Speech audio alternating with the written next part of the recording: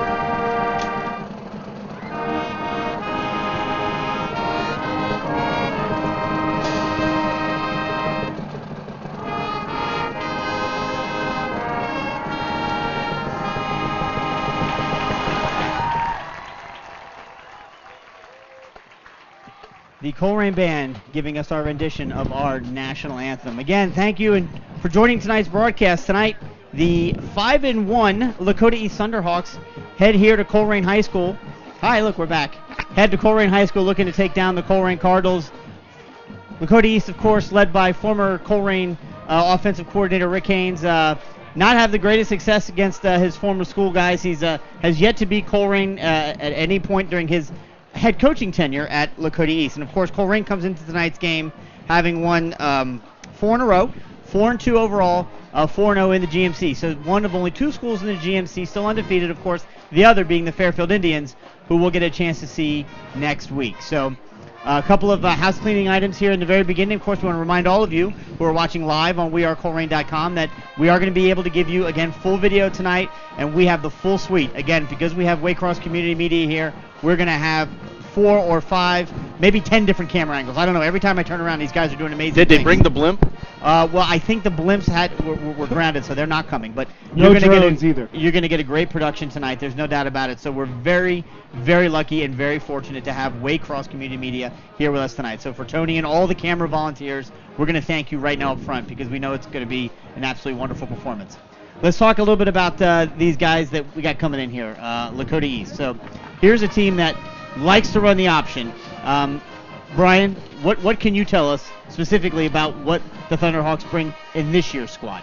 Well, what we're going to look for from them, everything stems. We know the option. We know Rick Haynes. It's all fullback based, and they have a monster of fullback. 18 touchdowns already on the year, and he's one of the toughest back. And I just lost his name here in my sheets here, Chris. Jack DeBrosey. DeBrosey. Yeah, he sounds mean, doesn't he? Yeah, he's a load. I mean, we got over 900 yards already. Everything runs through him, but it's the triple option. So you got to watch out for the quarterback also. They're going to be running all over the place. So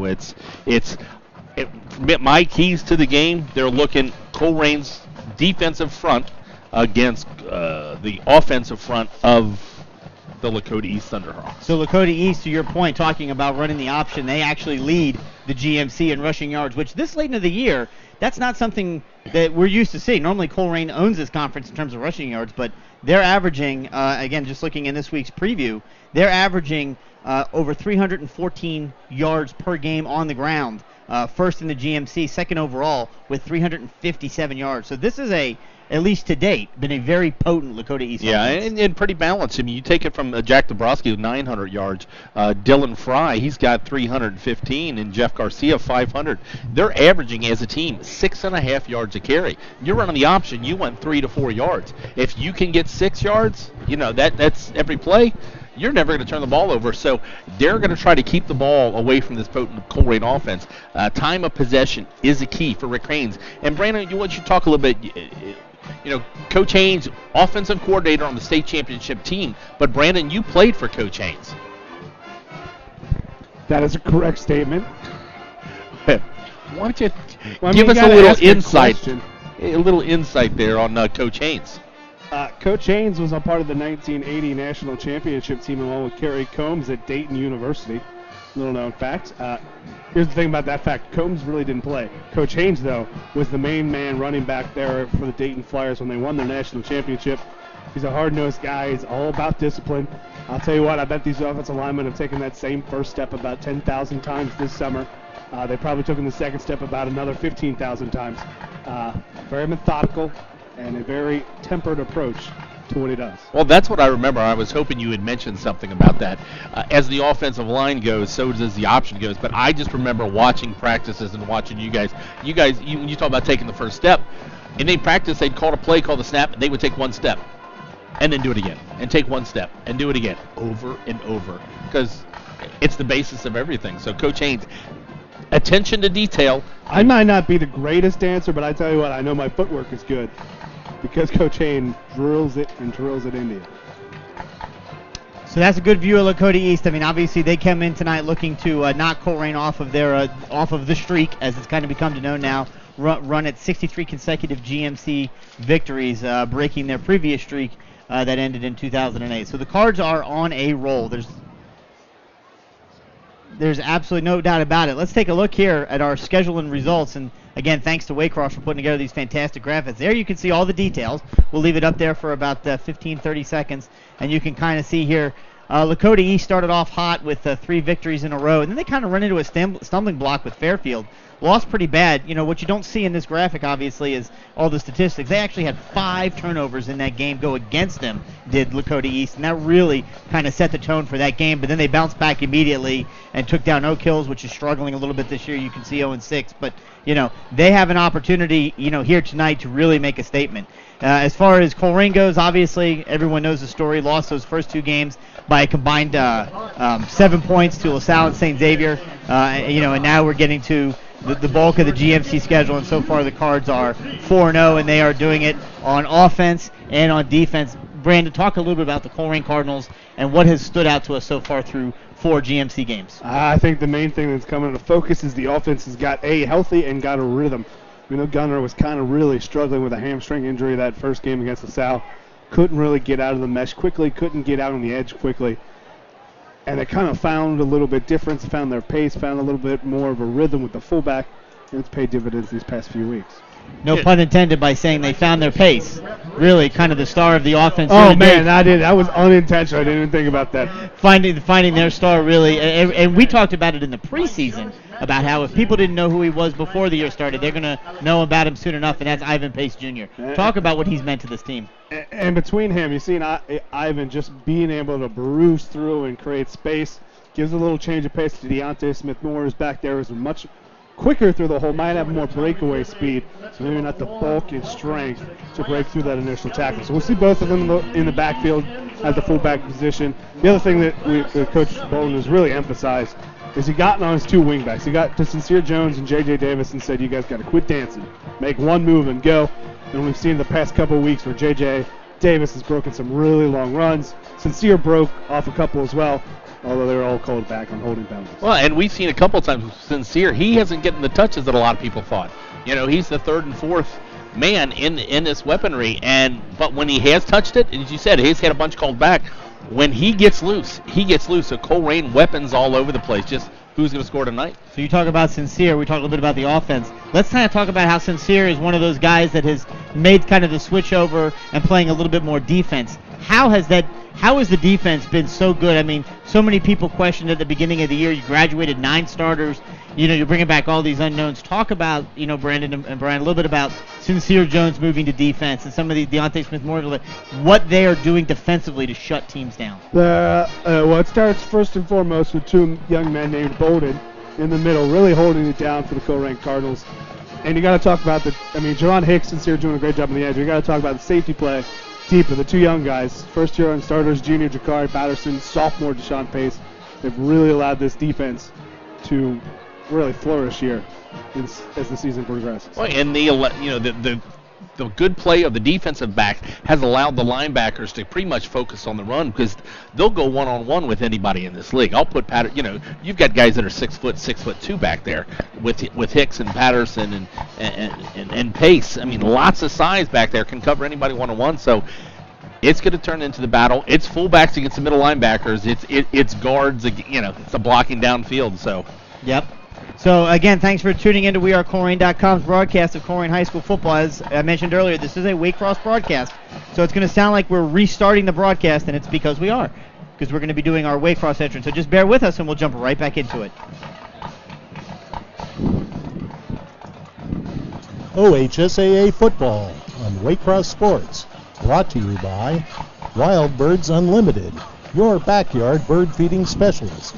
On Kemper and Winton Roads, next to Fitworks. Call them at 825-7777. Neiman Plumbing. Visit them at www.neimanplumbing.com or call them at 513-851-5588. And Star One Realtors. Visit them at www.star1.com. One goal, one passion. Call them at their Northwest office at 513-385-0900. And the Driver Ed Academy, where your safety begins. Visit them at www.driveredacademy.com or call them at 729-2550.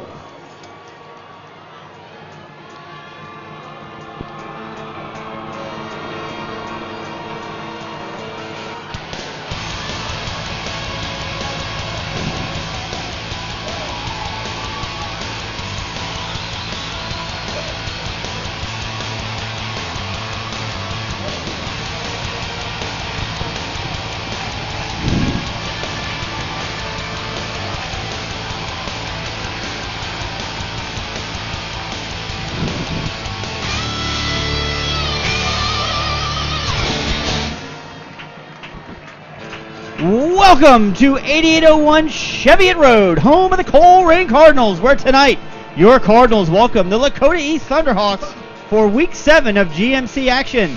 This is Chris Ivanitis along with Brian and Brandon Wyatt from WeAreColerain.com in conjunction with Waycross Community Media, bringing you tonight's exciting high school football action. Tonight is homecoming here at Colerain, so we've got all kinds of exciting things going on, and we're very excited to be bringing you a very good contest between the 4-2 Colerain Cardinals and the 5-1 Lakota East Thunderhawks, who you can see now taking the field. Again, for those of you joining us live on WeAreColerain.com, thank you so much. We appreciate that. As a quick reminder, you can reach us here in the booth, radio at WeAreColerain.com, and of course, if you're watching live on our YouTube channel, you can reach us in the chat room as well. We'd love to hear from you. There we are. Hi. This is Chris along with Brian and Brandon. Thanks for joining tonight's broadcast. We have got a great game for you tonight. It's going to be a quick one, so you don't have to worry about this one being one of those long 3 or 4 hour football type affairs. We got 2 teams, guys, who absolutely love to run the football. This Lakota East team is, as crazy as it sounds, the best in the GMC at doing it. And we're going to see option right, and we're going to see option left, and then when Colerain gets the ball, we're going to see option right, and then we're going to see option left. I think we're going to see a lot of option tonight. Yeah, just all night we're going to hear Ivan Pace for Colerain. It's going to be fullback against fullback. Jack Dombrowski from the Lakota East. Thunderhawks leads the GMC over 900 yards rushing and 18 touchdowns on the season. So it's going to be a fullback fest. Absolutely. Jack is going to get a lot of carries tonight, as you mentioned. Leads the GMC in yards, leads the GMC in attempts, leads the GMC in touchdowns. So there's absolutely no question that the key to winning this game for the Colerain Cardinals is going to be stopping Jack DeBrosi. Offensively, I want to see what this offense can do around the sides. I want to see them test Lakota East on the edges a little bit. I think that's going to be a big part of their success tonight. Look for Sincere Jones, J.J. Davis, the breakaway threats from Colerain, and Hicks, the wide receiver. But, they got a flyer on their own as do Jeff Garcia from Lakota East, only 5'7", but he's averaging almost 9.5 yards a carry. Colerain had won the toss and deferred to the second half. So Lakota East will be starting. So 12 minutes on the clock here at Colerain High School. It is homecoming. It is a beautiful night here at Cardinal Stadium. The Cage has come to know, and we are underway. Gets his foot underneath it, does our kicker. Caught inside the 5-yard line. Taken out to the 10, the 15, the 20, and immediately taken down. Wow. Right at about the 16-yard line. And it looks like that's where Lakota East will take over, first down and 10. And an early start for the guy whose name we're going to hear a lot trying to tackle that fullback, Dan Bolden, with the special teams tackle. Yeah, that was their flyer. That was Jeff Garcia. Tried to find some room outside. Nothing there. Bolden, the first man to make him. Sure tackling. Big hit. Lakota will start the ball game with their own, let's call it the 18-yard line. So they did get it out to the 18. I tell you what, fellas, I'm pumped up. We're going to have a good game tonight. We're going to talk a lot about DeBrosi and a lot about Bolden because they're going to be hitting each other a lot. There's a fake handoff across the middle. Fry keeps it to quarterback, and he's going to take it out to about the 25-yard line. So a little trickaroo early on. Yeah, Dylan Fry makes the proper read, feeds it to the fullback, and the fullback was just collapsed on. Keeps it himself, takes it up the middle. Positive yards. They'll give him 7 on first down. And it'll be interesting to see how the Cardinals play this because sometimes you play the option teams, you might switch it up a little bit. Normally you might put some more speed on the edge or put some more of your sure tacklers on the fullback dive and let the backside take care of the fullback. So starting quarterback is number 2, Dylan Fry. He's a 5'10", 170-pound senior. This is a senior and junior laden team. Ball's on the ground, and it looks like Colerain has recovered a fumble. Number 55 comes up with it. It'll be a first down, Cardinals. Yes. Big interception last week. He did. That was Trey Harris goes in there. The mesh is kind of blown up. Tries to get it out. Harris is right there. Johnny on the spot. Falls on a Colerain ball. First down on the Lakota East 21. And take this quick break in the action. Remind everyone you can reach us in the booth at radio@wearecolerain.com or live on the YouTube stream chat. I'm going to give a special thanks to Jim and Terry Shearer listening from Chicago, Christopher McKinley listening in, and Emily Hemonitis all catching the game very early. And a special shout out to the Chris Walker in Houston, class of 93s. Gunnar Leindecker under center takes the ball. It's a speed pitch out to Sincere Jones, who's got it. He's past the 20. There's some good blocking out there. Number 23 shed his block, and Sincere took it all the way down to about the 15-yard line. Maybe the 16, so great run on first down. Yeah, Colerain tries to get outside. He's got a little bit of room in front of him, but a great play. 23, that's Avi McGarry, your defensive back, sheds his blocker, but 4 yards on first down. Avi, a 6'2", 175-pound junior, one of their stars on the defensive side of the ball. And it was a good play. They gave up lots of yards, but he didn't give up that seam for a touchdown. So second down and 5 on the scoreboard. Gunner under center. It's a speed pitch now the other way to J.J. Davis. He's got it. He's around the side, plants his foot. And he's going to take it all the way down, past the first-yard marker, inside the 10-yard line near the 6, where it'll be first and goal, Colerain Cardinals. Yeah, that whole thing about Colerain running the option, we lied about that. They're just going to run toss sweep, try to get their speed. In the first 2 plays, 17 to the left, and then we run 18 to the right, trying to get to the running back in space, use the speed advantage. And it's got Colerain in a first and goal. You talked earlier about blocking on the edge. A big block down that play to get the first down by Josh Huber. Colerain has brought Dan Bolden in as a wingback. I was going to say, you mentioned speed, and in comes Dan Bolden. There's the handoff. This time to number 6, Deontay Smith-Moore. He takes it. He battles himself inside the 5-yard line. Got hit by, I think, every member of the Lakota East defense, but he kept those feet churning. Yeah, tried to follow Bolden behind the hole, but nice fill by 49. That's... not on the Lakota East roster. The Lakota, are you kidding me? He's the one guy that's not on the roster. There's 2 48s. Yep. They actually were 40. They were listed as 48. So Now, the Lakota East defense, nothing particularly fantastic to write home about. They do give up almost 300 yards a game and 23 points, so they are susceptible. Man in motion, speed pitch once again to Sincere Jones. He tries to take it wide. Let's see if he's got enough speed to get in. It looks like he does. Touchdown, Cardinals! Sincere Jones, 6 points. Yeah, you know what? It was well defended. There were 3-4 Lakota Thunderhawks there on the outside, but he just used his speed and athleticism. As we see the replay, he's out there, and he's got a couple guys chasing him, but he beats him to the corner, takes the dive, hits the pylon. Colerain scores first. And that was an interesting formation. They put every offensive lineman as tightly as possible to the right, and then snap his back, kick is up, and it's good. So 7-0 at the 9:22 mark, the Cardinals lead. But they put all of the blockers on as tightly as they can to that right hash, and then put J.J. Davis as far left as he could possibly be, just trying to create some space to let their speed work. Yeah, and created as much space and said, okay, we're faster than you, we're going to beat you in the corner.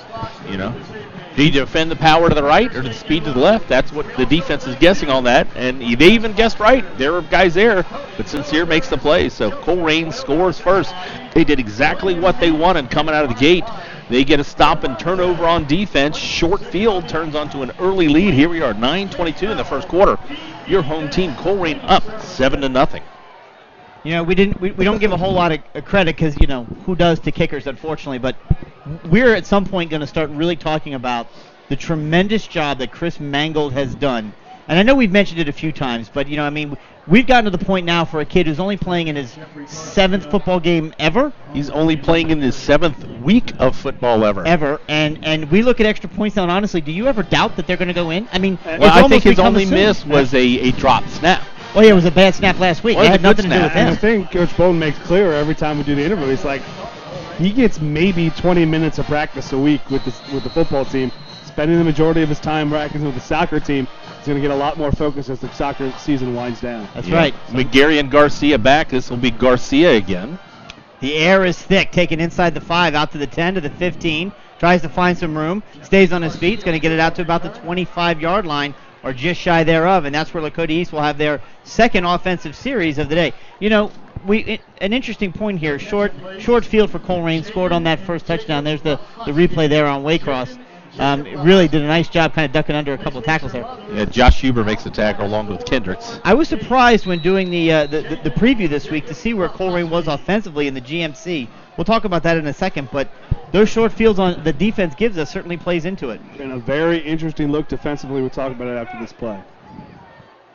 So Fry under center, takes the ball, fakes the handoff, keeps it himself, looks, throws it. And they out to number 30, DeBrozzi. Great play call. He stays on his feet, and he stays in bounds. He's down to the sidelines. He's going to have a huge gain on first down. Knocked out by Jakari Patterson, but not until he takes it all the way down into Colerain territory. Well, the perfect play call. Brandon, you were just going to talk about the defensive formation you saw there. And the defense, the Cardinals are trying to do their best St. X impression. They've shifted from their traditional 50 slant. Going against the option team, they're running in a 3-3-5. 3 linemen, 3 linebackers right behind them. Eric Phillips is kind of shading to the strong side of the field. This time they just catch the Cardinals in a blitz to the side, and the fullback slips out for play action and a long game. Great play call. Saw everybody up crowding the box, and just a little bit of time slip behind them. There we go. Fry once again. This time gives the ball once again to DeBrozzi. That's typically the option they like to run. He's going to pick up about 2 yards on that play again. He's a load, DeBrozzi. 5'10", 200-pound junior. I'll tell you what, that 200 pounds is all lower body strength. That's a thick young man. And I'll tell you what, as soon as we say they move to a 3-3-5, all of a sudden back to the 50 slant on this formation. Well, you know, Coach Bolden has always said we very rarely see anything out of the ordinary. We do what we do. That time they did what they didn't normally do, and maybe got caught. So let's go back to traditional defense and force them to make mistakes. Yep, DeBrozzi in the backfield. This time does get the ball, takes it up to the 20-yard line. So it's still going to be about 4 yards short of the first down. It'll be third down. 2 straight defensive plays by your defensive tackle, Brennan Hobbs. That Eric Phillips kind of limping out of the game there with a shoulder. Looks like maybe just a stinger. It's that same shoulder I heard earlier in the year, so hopefully it's not a re-aggravation of that injury. Well, a lot of times with shoulder injury, you expose that nerve and it becomes season-long. It's just something you have to, it's nothing structural. You just got to manage the pain. Yep. So a third down and 5 probably 2 down territory. So in the shotgun now. 5 wide. 5 wide receivers. He's going to keep it and try and find the yards himself. And unfortunately, he's not going to get it. But I'll tell you what he is going to get. A big old hug by Dan Bolden. Takes him in the middle field. They just spread everybody out. Quarterback draw. Bolden one-on-one will take anybody down. And that Looks was the read. Never really sold it that much. But he had the blockers. It's just Dan Bolden making the play there, and I'm really surprised. I thought it'd be 4 down territory here. Manage the fullback, get 2 yards, 3 yards at a pop, but that really no gain on that quarterback draw almost forces the hand of a field goal attempt here for the Thunderhawks. So is that number 27? That's correct. Number 27, Tommy Capano on for the Kick field is goal attempt. I think it's missed it. And it's wide right, no good. So that's his first miss of the year. He had previously been 2 for 2 with a long of 28, and he's also 21 or 23 on extra point attempts. So Tommy Capano missing his first field goal attempt of the year. And Colerain catches a break. They'll get a first down and 10 at their own 20-yard line. Yeah, Lakota East does a little bit what they wanted to. They switched the field. This time they're going to force Colerain to take it the long field, to take the distance, but they would have rather came away with points right there. And by high school rules, the field goal attempt did go into the end zone, so it will be a touchback and a first down and 10 for the Cardinals at their own 20-yard line. So Gunner under center. Hands it off right up the middle. There's a whole host of Lakota East Thunderhawks there to make that tackle. Deontay Smith-Moore is the ball carrier, and into the game comes number 5, Ivan Pace Jr., in for Sincere Jones. Yeah, Smith-Moore gets the start. I tell you what, he got a little bit more on that than I thought. They're going to give him about 5 yards on the carry. Yeah, he may have been finished out for a 3-yard gain, but his initial momentum took him all the way out to the 25.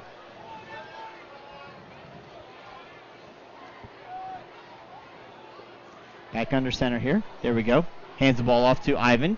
He takes it, stays on his feet. Good tackle by number 49 and then cleaned up by number 9. Still going to pick up positive yards on the play. Yeah. He's getting another look here. Kobe Bowler is the man who's going to finish it off here, but a good play initially by number 49. Could that be a 6? That's a 9. Okay. Not listed on the Lakota West roster. Yep. Like you said, they were 248s, but one of them is really a 49. It could be a Damerly ball, possibly. Yeah, I'm getting a... There we go. There's a little counter to J.J. Davis. He's got it. Stayed on his feet. Look at him move his feet. J.J. Davis is just churning and burning and picks up enough for the first down. What a great run. We're going to see that again on replay because Waycross is awesome. Watch him move his feet and just never stop. He's been decisive on his coach. One cut. Brandon said earlier, it's the one cut, plant your feet and go, but Look shows a little strength and carries some Lakota East Thunderhawks with him. Rusty Fest, the starting guard, did lose his helmet, so we'll have to set out at least one play for the Cardinals. Number 63, Jonathan Hudson, comes in for substitution. First down and 10 at their own 39-yard line. Colerain up 7-0. There's the handoff once again to the middle, and once again it's that man in the middle that has got the fullback wrapped up. In comes Rusty Pfaff. Devin Milburn on the tackle. That was 48. There's a 48 out there. There's a 49 well, out there. I'm looking by height and weight on the roster. 49 might be listed in the program of 48. That's probably Brady Wilson. Brady Wilson is 6'2", 210 pounds. Yeah. The other one, DeMarley Bell, is 5'8", and that is your middle linebacker. There you go. So 49, we're going to say, is Brady Wilson.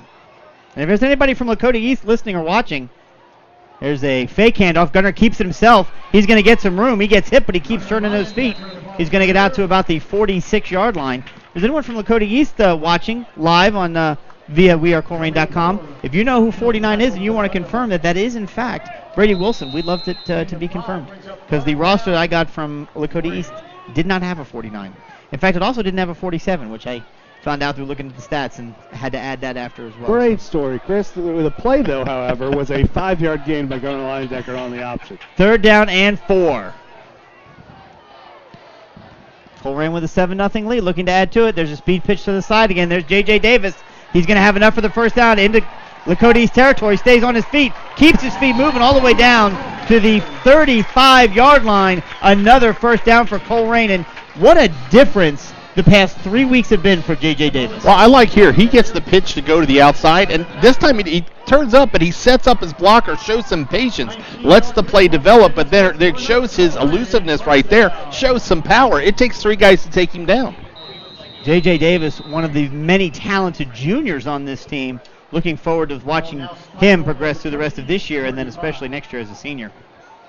So first down and 10 at the Lakota East 35-yard line. There goes Deontay Smith-Moore in motion. Gunner drops back, looks to pass. He's got time. Throws it deep down the middle of the field, and it is over the intended target. We got a flag behind the play. 15 yards on someone. That's on, I believe that was number 9. We've got a roughing the quarterback. 15-yard roughing the passer penalty, and the big play turns out to be a big play, even though it didn't work on the initial call there. Overshot the deep pass. It will result in a 15-yard penalty on the Thunderhawks. And a first down for the Colerain Cardinals, as you see number 60, Ace Ahrenswender, tie Ivan Pace Jr. shoe.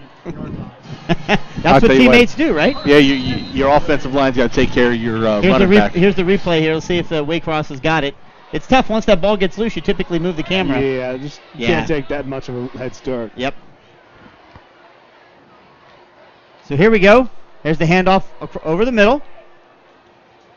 And I'll tell you what, across the middle, Lakota East is stout. They've proven that. Ivan Pace, though, again, doesn't get taken down, just gets taken out of bounds. Well, what's happened so far, though, they've decided to shut down the middle, and when Colerain's needed the yards, they've gone outside. So if you're going to play inside the tackles, Colerain has showed the speed to get out there, get outside. So pick your poison. That's the beauty of the triple option.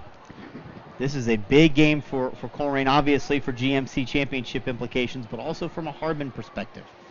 Lakota East comes in with 5 victories, and those are some 3 minutes. Whoever had 3 minutes, the Harvard. Check the pool. Check the board. 2 wide receiver split wide left. Gunner takes it, looks it, pitches it out to number 6, Deontay Smith-Moore. He's got it, and he's going to get tackled wide. That play just got strung out. Well, he had one-man meet. The eco speed option, as we've seen him a couple times. It's Avi McGarry gets out there. 1-1, sheds his blocker, makes the touchdown-saving tackle. He was the only man left out there. Well designed, well executed, but just outplayed there on that play by Lakota East. So it's a 3rd down and 10. Interesting spot for the Cardinals. You see if this is 2-down territory or not, or you go ahead and kick the field goal if they don't get this conversion on 3rd down. This is kind of where we've seen that kind of rollout option pass from Gunnar Leyendecker. Got to get this play going. They only got 5 on the clock. They got it off. Wow, that's impressive. Speed pitch out to number 5. Ivan just led him a little bit too much. It's incomplete. It is incomplete, so it's going to be 4th down and 10. So I think that forces the issue. And I would expect to see Mr. Mango go out and try a field goal. Last week he was 3 for 3 on field goals. If they would have got 4 or 5, they might have gone for it there, but needing 10 yards here. So it will be a 37-yard attempt for Chris Mangold. But for a right-footed kicker from the left hash, kind of a tough angle to hit from. So this is officially a 37-yard attempt. See what he can do. Snap is back. And it is good. That's a 2:09 marker in the first quarter. It's the Colerain Cardinals 10. Lakota East Thunderhawks 0. Again, thank you for joining. We are Colerain.com's broadcast of Colerain Cardinal football. For those of you watching live, a quick reminder, we've got a really cool thing that you can do to help continue these broadcasts. We've got there's a little button up in the upper right-hand corner of your screen if you're watching live on YouTube. It's a little circle with a little eye in it. You can click on that, and that's what we like to call a donate button.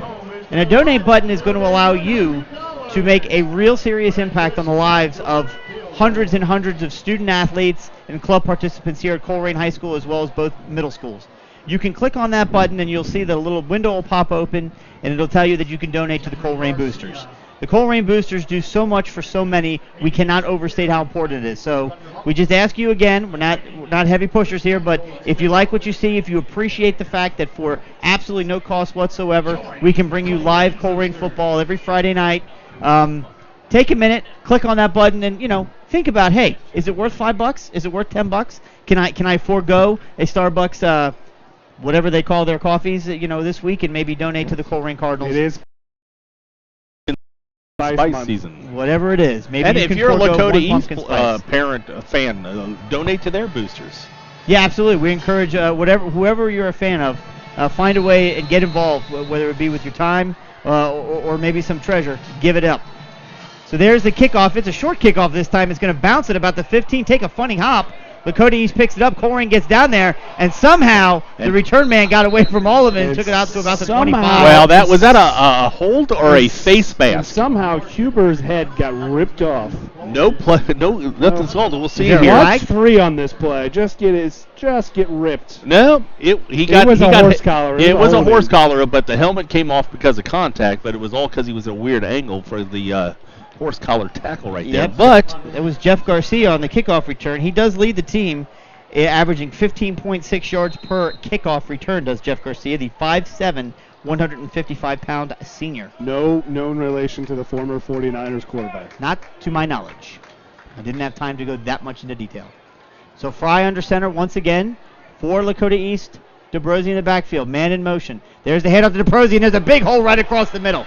He stiff arms Shakari Patterson, takes it all the way down into Colerain territory. And look, there's a reason this guy leads the GMC in rushing yards. He's a special football player. well, he just runs through a huge hole right there. Great job by the offensive line. One of the Colerain linebackers missed his assignment, didn't catch a number there. He runs to the hole and just runs right past him. That might have been Dan Bolden in the middle there. Your middle linebackers are pretty much keying on your fullback, and he just missed him in traffic. But that's a big pass reception last series, and this time a big run by the fullback.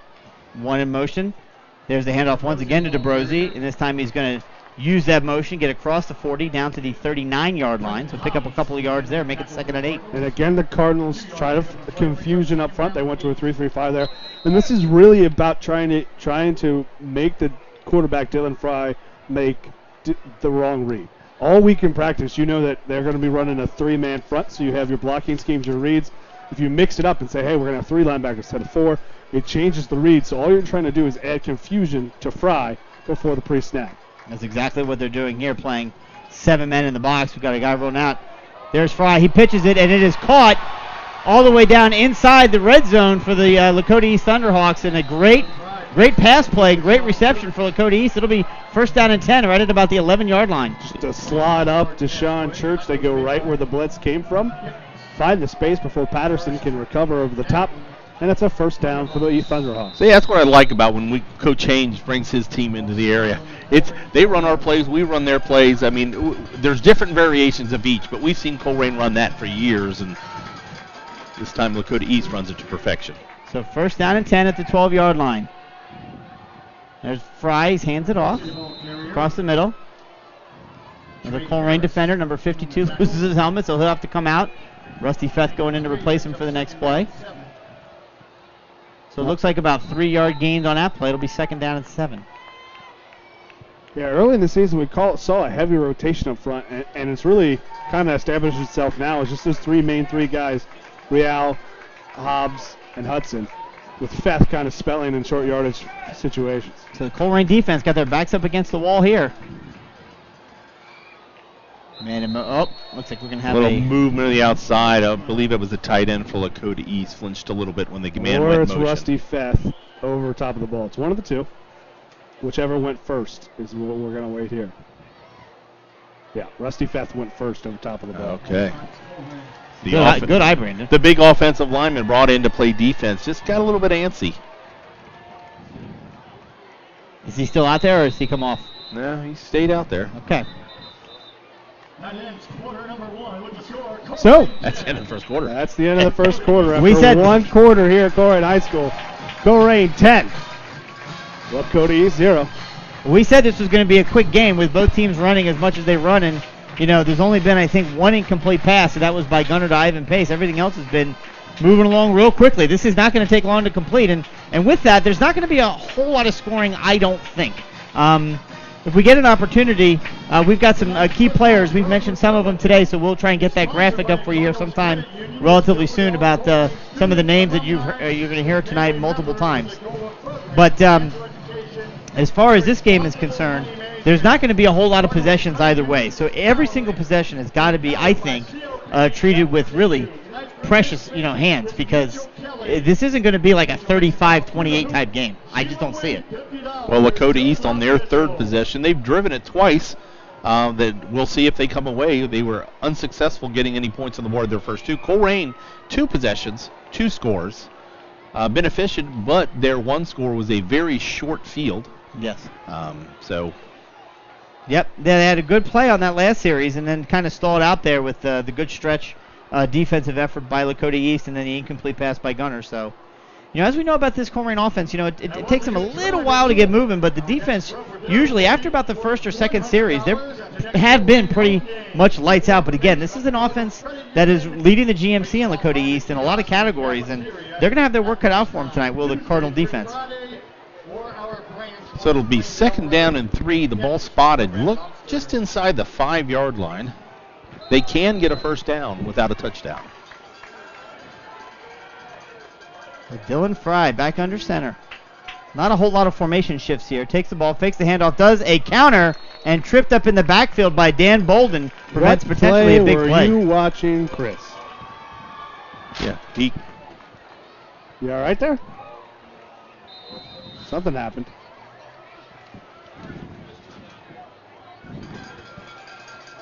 So 3rd down and 4.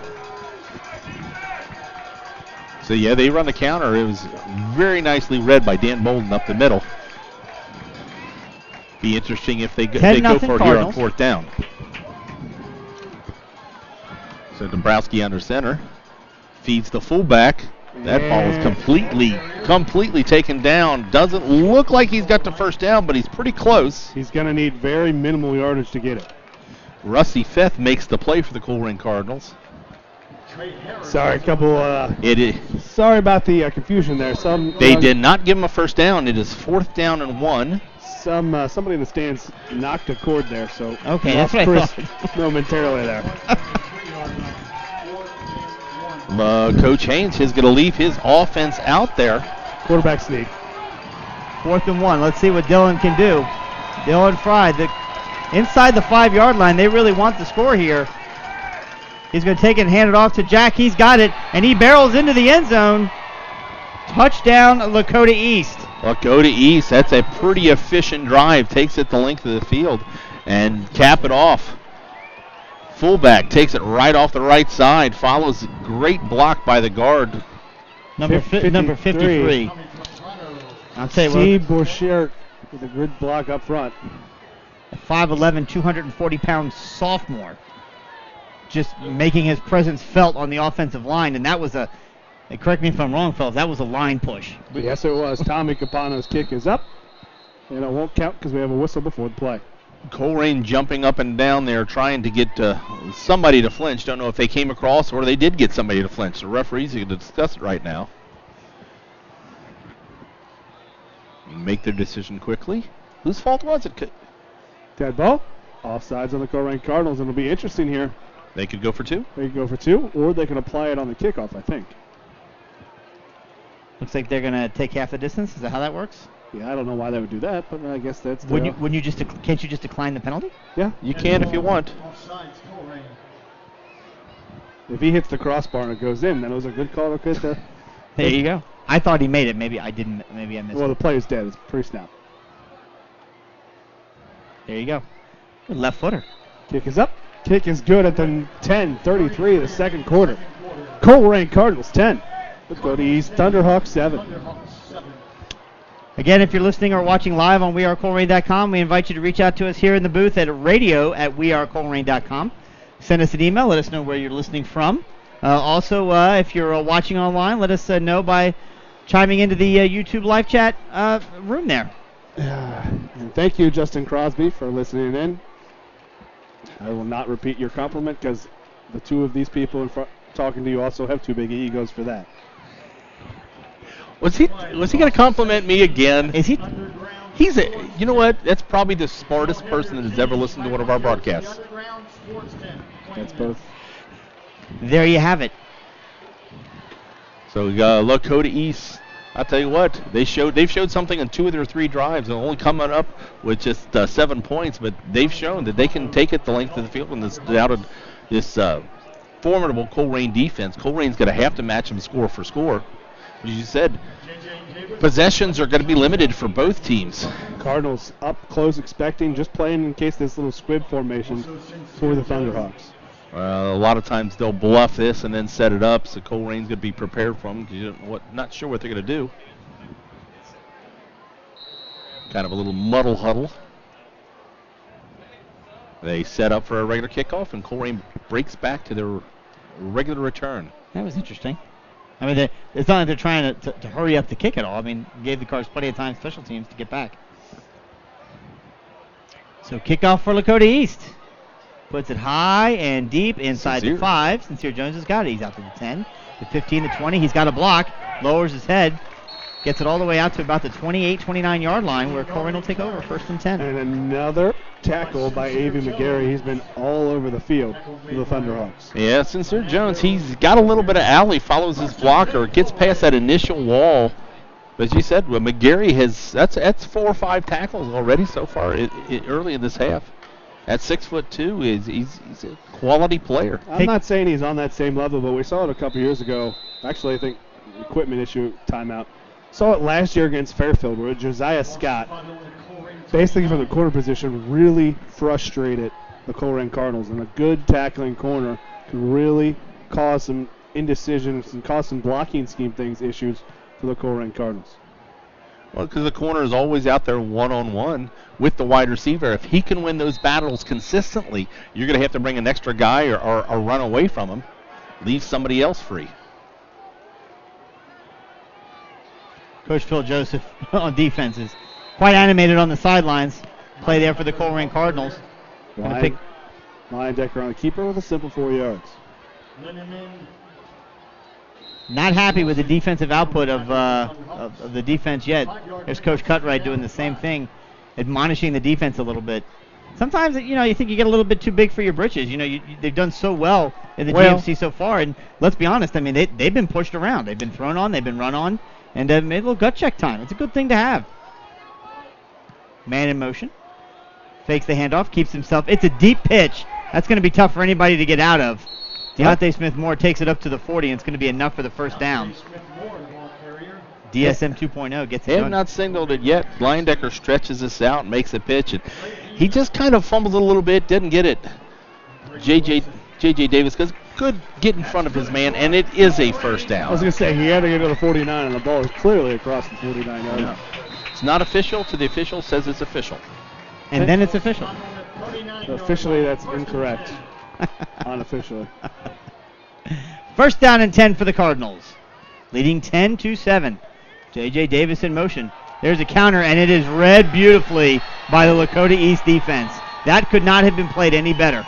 I don't think that was red. I just think that was a missed block and a good play by Sam Ballman up front to get penetration and make the tackle.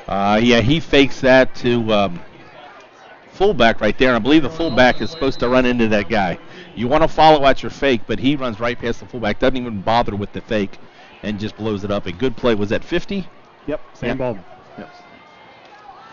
So he'll lose 3 yards on that play. 2nd and 13 for the Cardinals. I like this matchup down here with Hicks. There's the handoff across the middle. Ivan Pace Jr. takes it out past the 45-yard line. Picks up about 8 on that play. And Third down and much more manageable. And of course, on 2nd and long, the Cardinals go back to a midline option and pick up a huge chunk. Well, I'll tell you what, if you're scouting this team and I'm seeing something up here, I'm going to talk to the coaches at halftime because I know they like to listen to me, but you got the 6'6" Javon Hicks, the wide receiver, against a 5'5" defensive back. I'm sure they don't see that. There's Gunner, fakes the handoff, keeps it himself, runs into his own man, gets it First out down. right at the Nice 50. effort. Yeah, great effort by Gunner. He'll have enough for the first down. He got stopped at least a yard shy, but lowered his shoulders, turned his feet. I think he would have had the first down sooner, but he's trying to direct traffic, and Rusty Pfeff got in his way. Yeah, that's a weight room first down right there. He has stopped and showed, he's got some wheels. He's gotten healthy and he's showing his speed, but on this play he shows his strength. He stopped and just squats an extra half yard. So right at the midfield now, Colerain up 10-7. 7 minutes, 40 seconds left to go here in the first half. We are flying by. Again, Thunderhawks and Cardinals, you know you're going to fly quickly.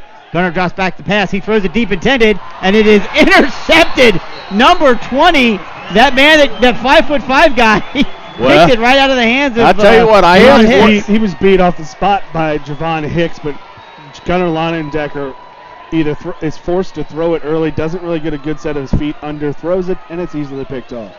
Yeah, I asked for it and I got it, and he shows why he's there. A nice play. Javon Hicks was wide open on that ball. That's Yeah, he just was not wide a open. good thrown ball.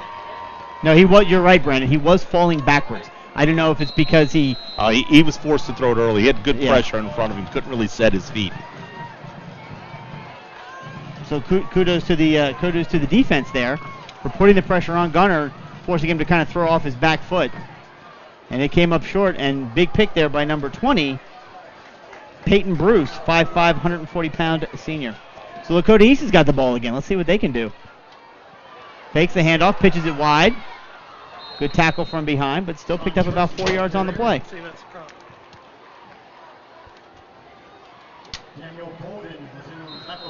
Bolden on the tackle.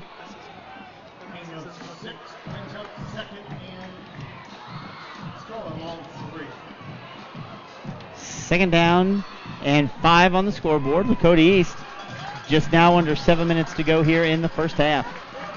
Looking to put together another drive. Maybe even go up on the Cards. It's a speed pitch out wide. Number 1's got it. He's going to get tackled, but not before he gets very close to the first down, maybe a yard shy. And Jeff Garcia doing the same thing Colerain did earlier, taking that speed pitch quickly to the outside, follows patiently with his blockers, and sets up a 3rd and short. So a big 3rd down conversion. They only need a yard, but if they can establish this.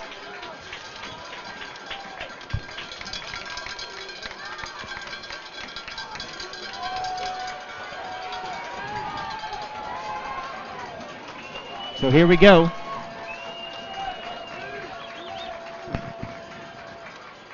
There's the handoff. Rousey caught in the backfield. He's pushing forward. He's not going to get it. It's going to be real close. He's got it with that spot. That's a very generous spot. No, I'm kidding. That should be just enough for the first down. I would hope they'd measure at a minimum. I don't think he needed to measure that. That's a first down. Yeah, he needed the 33, got the 33 in a football, so. But we are kind of an odd angle to the flag, but. I think you're right. I think he got just enough based on that spot, but glad they're taking the time to measure. Here's the replay here on Wheatcross. I mean, it got blown up in the backfield there. Dan Bolden trying to make an arm tackle, just not quite enough. 11's in there, 7's in there. That's Luke Bolden. Ethan Stout, Ethan Pace. I mean, they tried to put up a wall, but again, that's a 200-plus pound man. Very strong. You talked to him before, but he's the big lower body to him. Yeah, he's got it. First down by a full football. Yeah, that's what I said. Needed the 33, got the 33 in a football. So first down for Lakota East.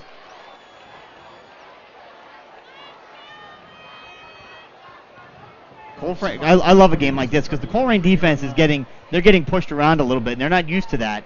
And it's important, and it's one of those gut check moments. Well, and you know what? They have another long sustained drive right here. 6 minutes left till halftime. Colerain might not get another shot at the ball. That's exactly right. We talked about limited possessions in this game. One of the keys to the game I mentioned was getting off the field on 3rd down. Colerain is not doing a very good job defensively doing that. Dylan Fry under center, this senior quarterback. Man in motion, drops back, looks to pass, throws it across the middle, and it is caught and into the open, and he is gone.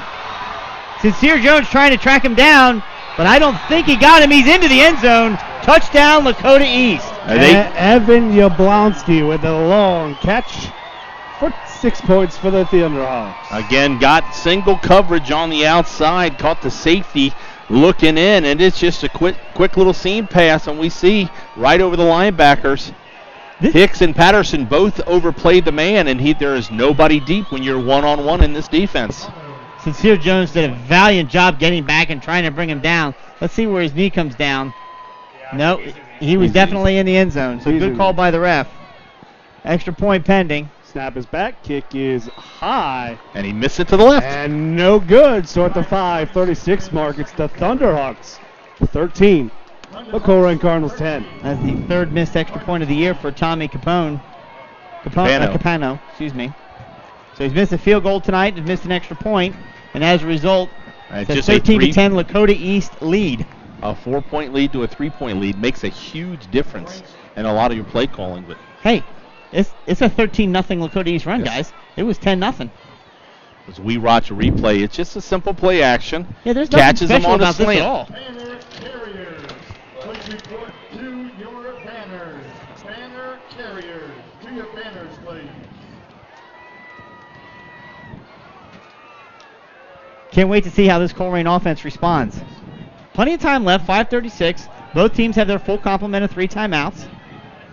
So lots of time left. It is interesting, though. You see those couple of pass plays. I mean, it seems, again, Lakota East, just let me look at the stats here. Dylan Fry has only attempted 36 passes all year coming into this game. And he's already had 2 huge pass completions. Nothing overly complicated about what they're doing. One was the rollout to Dabrowski, and then that one to Jablonski. And it's almost if the Colerain Cardinals are overthinking it in these situations. It's like they're trying right? too hard, and then just simple plays are getting the best of the Colerain Cardinals. Yeah, I mean, they're not overly complicated.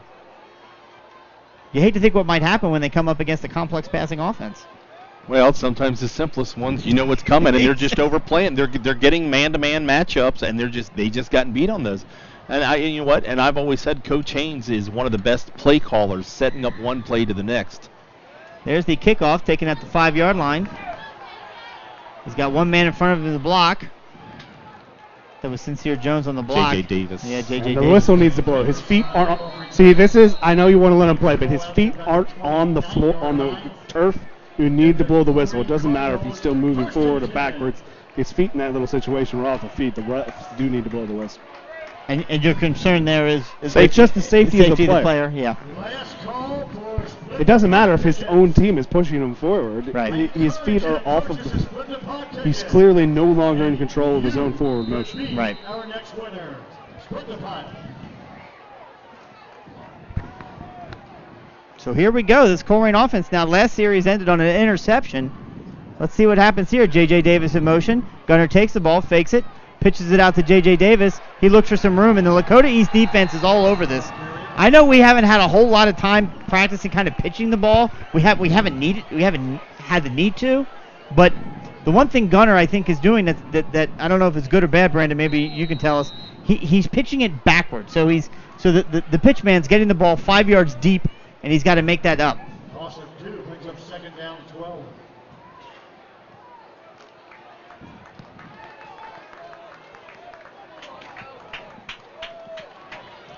So second down and 12, 2-yard loss on the play. Man in motion, again, speed pitch to him. Going to try and go wide this time. Taken out to about the 30-yard line. 3 guys on the tackle for Lakota East. Didn't see a whole lot of sustained blocks there. Well, they're set it up. J.J. Davis is kind of setting him up to go out, but he kind of pushed into the defender, kind of takes away that lane. So 3rd and long for the Colerain Cardinals. Clock is running, 4:20 to go. I honestly cannot tell you the last time Colerain was trailing at halftime. I think it was against Mason a few years back. Yep, I do recall that. That was several years ago.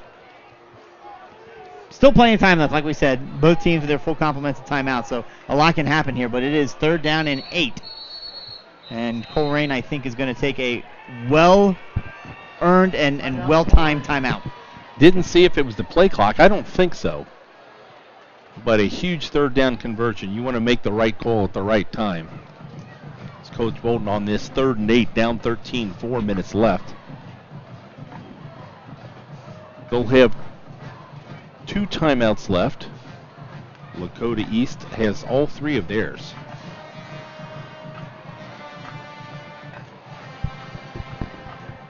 So again, a perfect night for football. It was a little bit cold last week, and then it turned fall and warmed up 10 degrees. So yeah, right, exactly. It's a good balmy, about 75 degrees. Pretty humid, but almost no wind. It is warm. It is warm for October. Banner carriers, please report to your banners. Thank you. So Coach Bolden has called his offensive play. This is where your offensive line has got to make a play. You've got to establish yourself and just kind of make this game physical up front. Shotgun formation. A little different. Haven't seen that tonight. Gunner drops back, looks to pass. He's going to throw it down deep down the middle of the field, and it is incomplete. And intended for Sincere Jones. Well, he had one guy at a post, one guy on a fly down the side, and he kind of threw it in the middle of both of them. It was in the general area, both of them. I'm not really sure he was thrown to, but that'll bring up a 4th down in the punting unit for the Colerain Cardinals. Lawson Sandusky to punt for the Cardinals. Jeff Garcia back to return for the Thunderhawks. There's a replay. You can see kind of, I think it was intended for Sincere Jones. He just overthrew him again. Yeah, he threw it on a bullet, needed to get some air underneath it. That's kind of been Gunner's MO, at least so far this year, when we've seen him make those long passes. Doesn't quite get the air underneath we'd like to see. Great punt by Lawson Sandusky, driven inside the 30. There's a missed tackle by the Colerain special teams. 2 guys are there, but not until he gets up past the 35-yard line. And that's where Lakota East will take over, 1st down and 10. Shakari Patterson missed the tackle, but it's just going to be a 5-yard return. He does a good job of making Garcia slow down, not get any momentum, and the rest of the Cardinals cleans it out. Yeah, his job as the gunner is to get down as quickly as he can, and we see the replay. It's a great kick, and he's right there, but he does. He slows him down, waits for the pursuit. Kendricks finishes it off. Defensively, we talked about earlier in the game, we saw Eric Phillips come out. He's now on the sidelines, shoulder pads off, and he's got his right arm in a sling. So looks like he may have re-aggravated that injury. We're not exactly sure, but clearly he won't be going back into the game tonight. So Dylan Fry under center once again leading this Lakota East offense. It's a pitch wide, and that is once again number 1 who's got it, and he's going to pick up 12 yards on the play. And let me tell you something, that guy's a June bug. He can move. Yeah, that's the way you run the option. A great job by Fry. They pulls it out of the belly to fullback. Bolden makes him pitch it to the outside. Lost it contained by Patterson. He gets out there. A nice play by Javon Hicks, but it is a 1st down to the Thunderhawks' 47-yard line. Colerain's defense is giving up huge chunks per play. I mean, these aren't 1 and 2 and 3 yard gains. They're big chunks of yardage at a time. This defense really needs to kind of get their heads right here. They're going to find themselves in a much deeper hole than they're already in. There's a handoff right across the middle. Nothing there. Except DeBroza, I think, picked up maybe a yard and a half. Yeah, a little bit of yard on the contact. Was initially stopped right at the line of scrimmage. Wow, they brought it all the way up to the 49. Yeah, picks up 2. Clock is rolling, under 3 minutes down. As we said, Colerain with 2 timeouts, Lakota East with 3.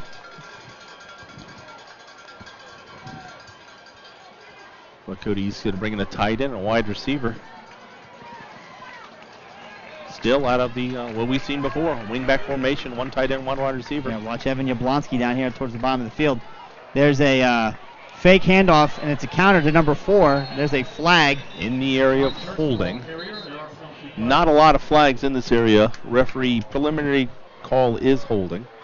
It is a spot foul. And it looked like it was slightly downfield. He'll be right. He forgot. There. Right there as Hudson tries to make the tackle. He is tackled. So it'll take it all the way back. Lakota East will lose about 12 yards on that play. So that was a deep holding. It's going to take it all the way back to their 42. 2nd down and almost 15. And Trey Harris was right there to make the play. And all of a sudden, he was going right, and all of a sudden he got pulled back on the holding call in there that let that hold develop. So 2nd down now and 15 for Lakota East. 5 wide. Coming up 2 minutes on the clock in the shotgun. Draws back, looks to pass. Tosses a nice one right over the middle, and it is intercepted.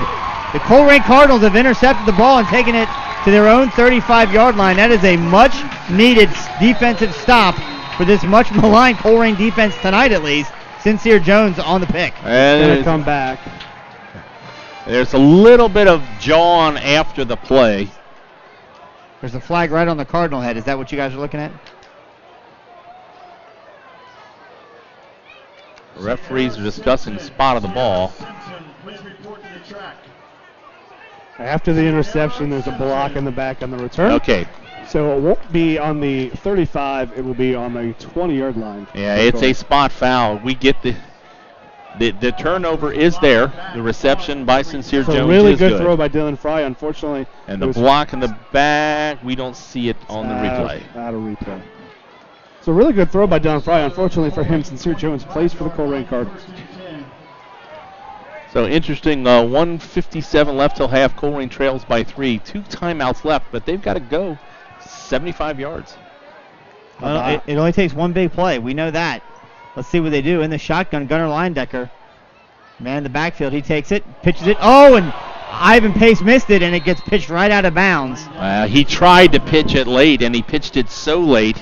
Ivan Pace, I believe it looked like he thought he had tucked it already. Yeah, Leindecker tries to do the fake inside, and then as soon as he fakes inside, Pace anticipates him to keep it, and it's a 5-yard loss.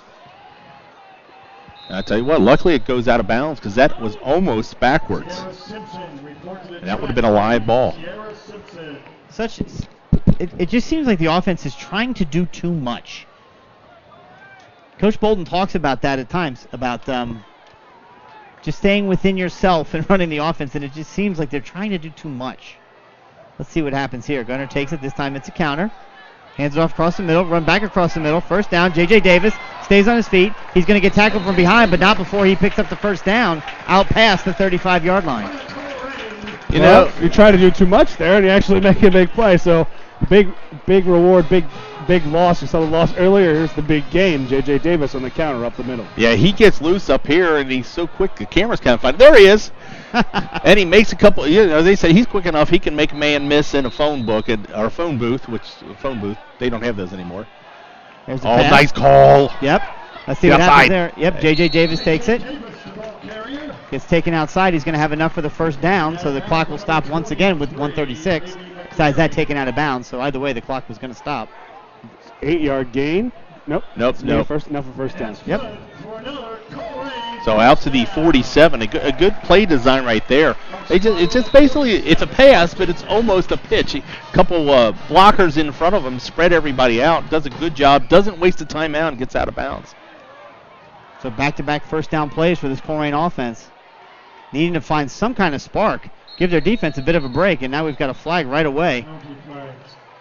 Looks like it's going to be false start against the Cards. So just like that, we're back to 1st and 15. Yeah, Colerain discussing their play, and we've seen they go no huddle. They call the play. I'm not sure if anything was changed or miscommunicated, but I believe one of the linemen was set with their hand on the ground and just kind of reset their hand. Once that hand is planted, it cannot come off the turf. Gunnar takes it, makes one man miss, makes another man miss, stays on his feet.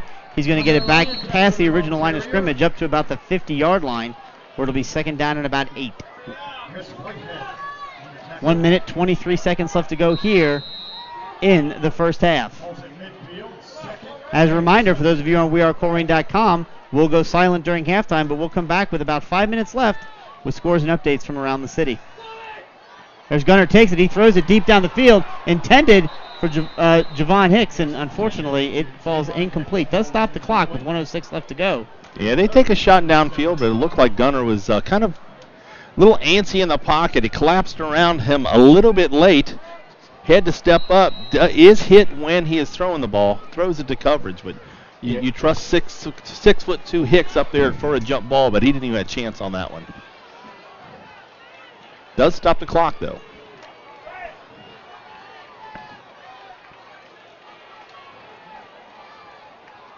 So 3rd down and 7. Looking for that first down. Gunnar drops back, looks to pass. I'll tell you what, this Lakota East defense is playing with a ferocity that we've not seen from, I don't think, any GMC opponent yet this year. They are just bringing the house and really causing problems for this Colerain offense. Timeout Lakota East to stop the clock and force the Cardinal punt. Yeah, Kobe Bowler, the defensive lineman, the senior, he's the one it's the 3rd time he's had pressure. The first time he's actually sacked him, but he is giving somebody trouble up front. Only 5'11", 200 pounds, but we've seen from the Colerain defensive lineman, he's quick, as we see on the outside. He just kind of blows right through his man. That wasn't quickness. He just ran right over top of that's John Hudson. So Lakota East using their first time out of the half. Again, there's under a minute to go. Both teams with 2 timeouts remaining. So Colerain's going to be forced to punt here on 4th and a country mile. Presumably, who knows what Lakota East will do. well, a couple of their plays, their long plays have been passing. They've got the one long run, but they've had 2 monster passes, one for the long touchdown. This is more about forcing the Cardinals to see if they'll make a mistake on the punt. I don't think they'll do anything special with the lead and the ball. I would tend to agree. Snap is back. Sandusky's got it. He gets his foot underneath it, and it's a high kick. He towed it, and it's going to bounce at the 40 and take a little bit of a Colerain bounce. It'll stop right at about the 37, maybe 38-yard line, looks like. Yeah, and that's where Lakota East will take over. Not one of Sandusky's best there. He's been booming them all year, but sometimes with that rugby-style kick, if you don't hit it cleanly, and that's what he did there, got a little bit on it, popped it straight up in the air. He's going to give great no return, but really, about a 18-yard kick. Lakota East. You're only talking 62 yards to the end zone, so. Let's see what they do. To Brandon's point, with a lead and 40 seconds to go, can't imagine anything other than maybe just straight fullback dives, maybe quarterback keep. See what they do. He's got it. It's a pitch deep, and it's a fumble, and that's exactly. I can imagine. You played for Rick Haynes. I can imagine he wasn't happy with that. You got to use your timeouts here, Colerain? You got 2 left. No, I don't think so. No, because they can run it out on the 3rd play. Yep. We might get. It looks like we probably will not get another play now as the play clock has started. Absolutely but not. Yep. That is more time on it than what the halftime clock shows. So Lakota East, a surprising first half of play, leads the Colerain Cardinals 13-10 as we head into halftime here at Colerain High School. And to your point, Brandon, the last time Colerain trailed at home at halftime against a GMC opponent was against Mason. And I don't have the exact year, but it had to be at least 4 or 5 years ago. Not a position that this team is used to being in. What do we need to see improved in the second half? Execution. I mean, the plays are there in front of them. A couple dumb penalties, a couple drop passes, a couple inadvertent throws. He had Hicks open and completely underthrew him by about 7 yards. Offensive line has got to take control, make this game physical, and defense has just got to make a play. Colerain does have it's going to be nice for them because they are going to come out the second half with possession of the ball. Yep. So they can dictate what's going to happen, set the tone, and we'll see. We got another half left to play. Absolutely. So for Brian and Brandon, the rest of the WeAreColerain.com crew, we're going to go silent now. We will be back with a few minutes left in halftime. We'll go over scores and stats from this game and from other games from around the city. Got some interesting scores to share with you. Thanks for tuning in to WeAreColerain.com.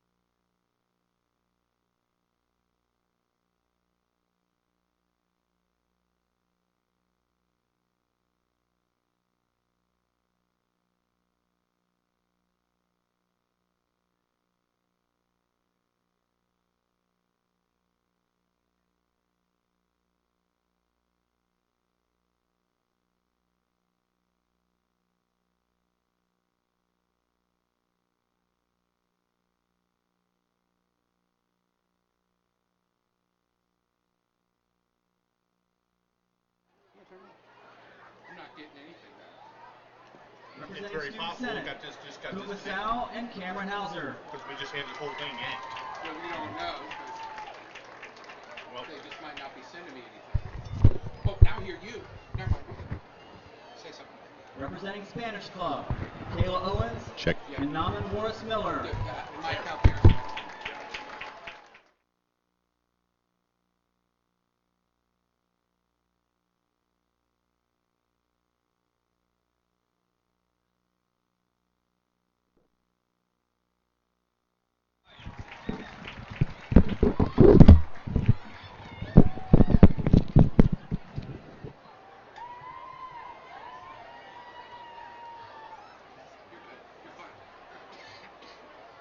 Tony, we've lost our outside mic.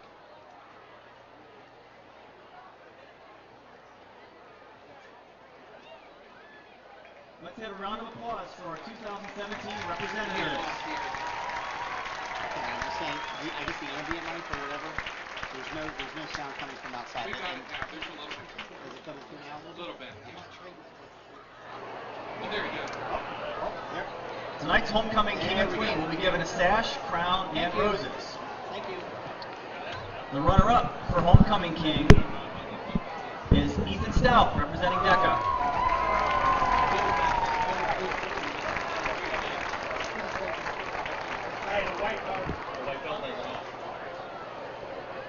The runner-up for homecoming queen is Lauren Champion, representing DECA.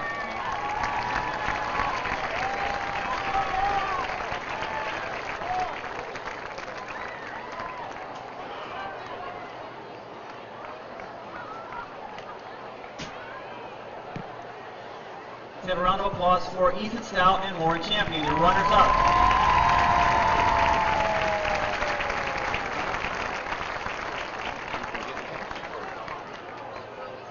And announcing our Colerain High School royalty this evening. Congratulations to our 2017 Colerain High School homecoming king, Paulo Signy, representing Caring for Cars.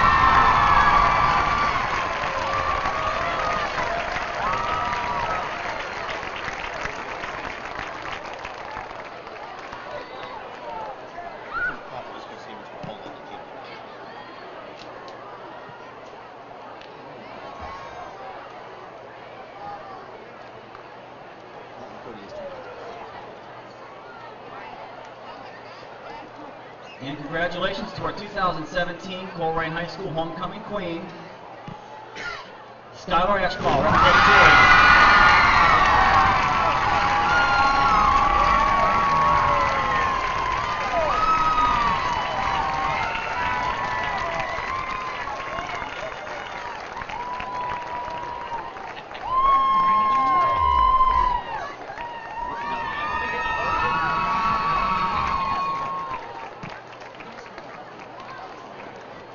Ladies and gentlemen, please welcome King Paulo Signy and Queen Skylar Ashbaugh.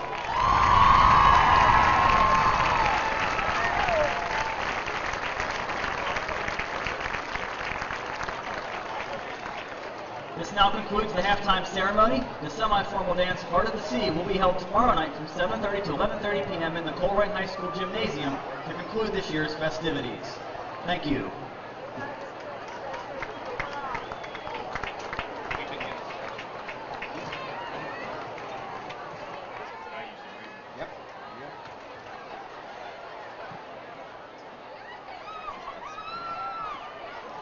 Got some halftime scores.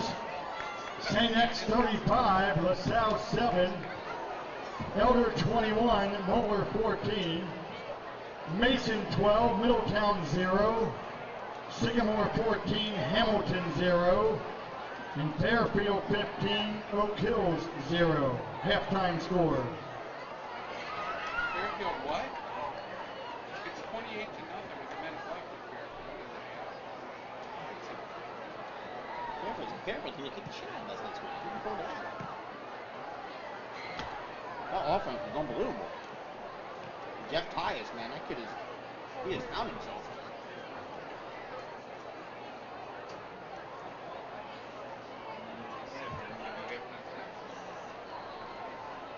Ready?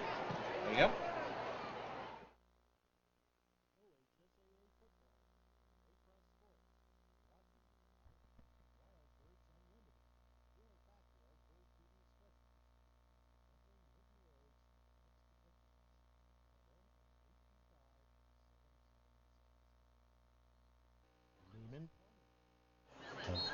Visit them at www.neiman.com or call them at 513-851-5588.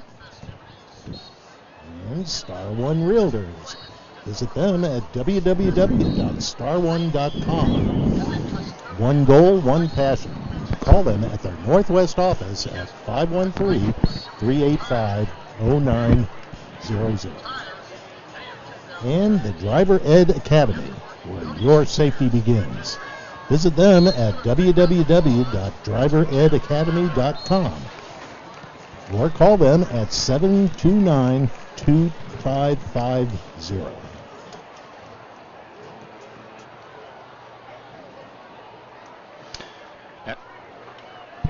All right, we're back with some halftime stats here at Colerain High School. Your Colerain Cardinals trailing the Lakota East Thunderbirds 13-10. First down, Colerain leads in first downs 8-7. And rushing yards, Colerain leads 97-63. But passing yards, that's where Lakota East has made the difference. A couple big plays. They have 144 yards passing, so Colerain's only 11. Total offensive plays. Lakota East has run 21 plays for 207 yards. Colerain 29 plays for 108, almost doubling up the cards. Lakota East has one interception. Colerain one interception, and Colerain has one turnover. Lakota East one turnover on a fumble recovery. Time of possession, we thought Lakota East would keep it away from Colerain, but right now, with the big plays that Lakota East has, Colerain time of possession 13 minutes to Lakota East 10 minutes. Leading rusher for Lakota East, Jack Dombrowski. He's got 9 carries, 49 yards, and a touchdown. Sean Church, 1 for 6. Jeff Garcia, 4 for 5, and Dylan Fry, 3 for 3. Rushing for Colerain, J.J. Davis, 5 for 56 yards and 19-yard long. Deontay Smith-Moore, 6 for 14. Ivan Pace, we thought we'd see a lot of them, but they're taking away the middle. 4 carries, only 13 yards. Sincere Jones, 2 carries, 9 yards, and 1 touchdown along with 5. But here's the difference. Right now, Gunnar Leindecker, your Colerain Cardinal quarterback, 1 for 6 for 1 interception and only 11 yards. Dylan Fry is 3 for 4 with an interception, but he has 144 yards and a touchdown and a long of 67. That 67-yard pass was... the receiver was Evan Yablonsky, 1 for 67. Jack Dombrowski, 1 for 50. And Sean Church, 1 for 27. Leading receiver for Colerain is J.J. Davis, 1 for 11. Lawson Sandusky, 2 punts, 64 yards and 32 yards. And Lakota East has yet to attempt a punt. Leading tacklers for Lakota East, Kobe Baller, 8 total tackles. Brady Wilson, 7. Jack Leary with 7. And Ivy McGarry with 4. Dan Bolden leads the Colerain Cardinals with 5. Brennan Hobbs with 4. Jakari Patterson with 4. Ivan Pace with 3. Leads us to right where we're at now, 13-10. Lakota East Thunderhawks. Brandon, you got some scores around town? Got a couple updates. Witten Woods leads Canton Central Catholic 14-0. Western Hills leads Woodward 19-0. Okay, I'll get the other scores. Fairfield leads Oak Hills 28-0 at halftime. Sycamore 7, Hamilton 0 halftime. Last check, Princeton led Lakota West 10-7. Elsewhere, Middletown trails Mason. Last check, 12-0. Elsewhere at halftime, St. X 42, LaSalle 7. No air. St. X 42. LaSalle 7. Elsewhere, Elder leads Moeller at halftime, 28-14. Centerville over Lebanon, 35-7. Wayne over Beaver Creek, 28-7. Milford leads Kings, 14-7. Anderson on top of Western Claremont, 27-0. And Northwest all tied up with Ross on their homecoming, 7-7. So we're about ready for getting kickoff here. Clock has gone down to 0. Both teams are on the field. They gave them their little bit of warm up. We got 3 minutes to go. So this is a time that I'd like to make it a little bit personal right now. We had a special guest in the booth and a special flag bearer a couple weeks ago. You guys remember Walter Zane Herbert, also known as Super Dubs, got to carry the flag out. He's been, he was fighting stage 4 neuroblastoma, and unfortunately, he has gone on to the other side. And thoughts and prayers to Super Dubs and our Super Bubs, and he was a fighter. He brought joy to everybody's around. He fought to the end. He's touched a lot of people. So our thoughts and prayers, everybody from Colerain, from wearecolerain.com Northwest community, our hearts are out to the Herbert family.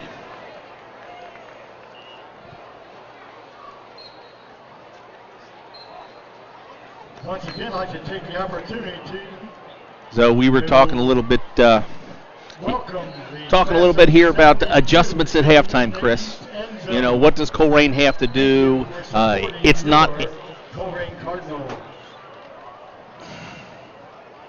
It's not about formation.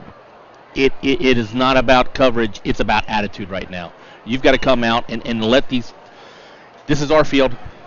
Make it physical. Take it hard.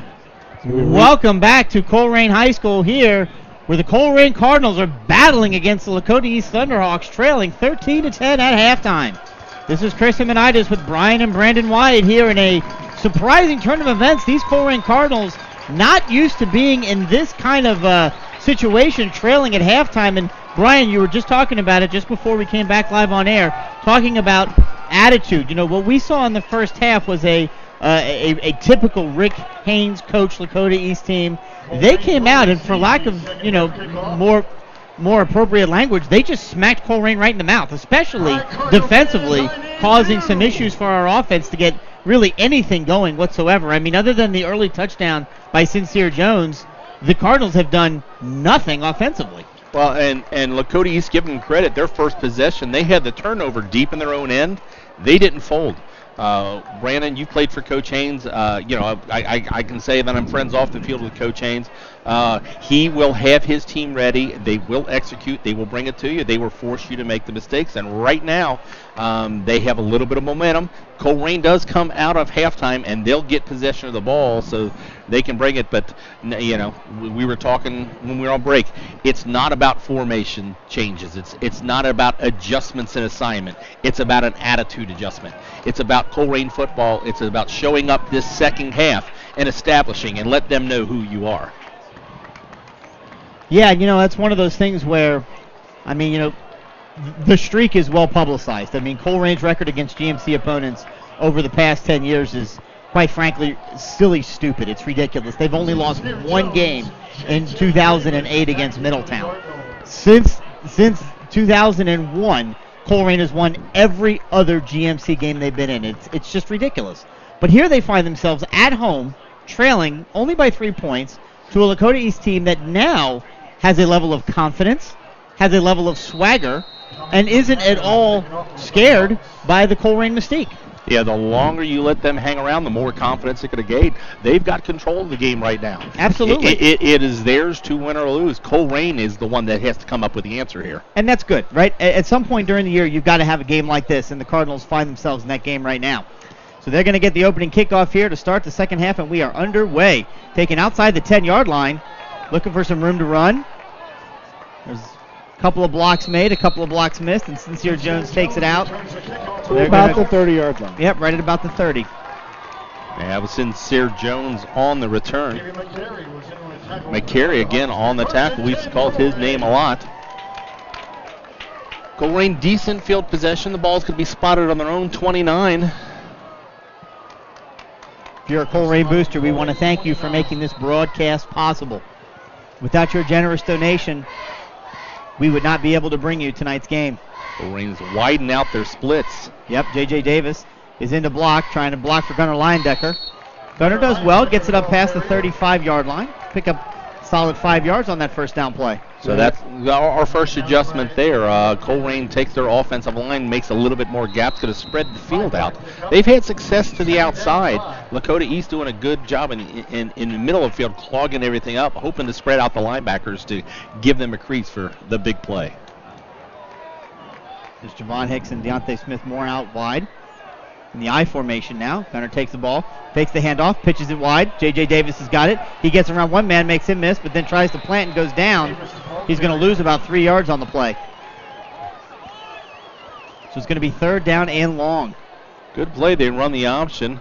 Make him pitch it outside. A good play as force them outside. Again, the wing backs, the wide receivers have to make that blocks on the outside to spring the big play.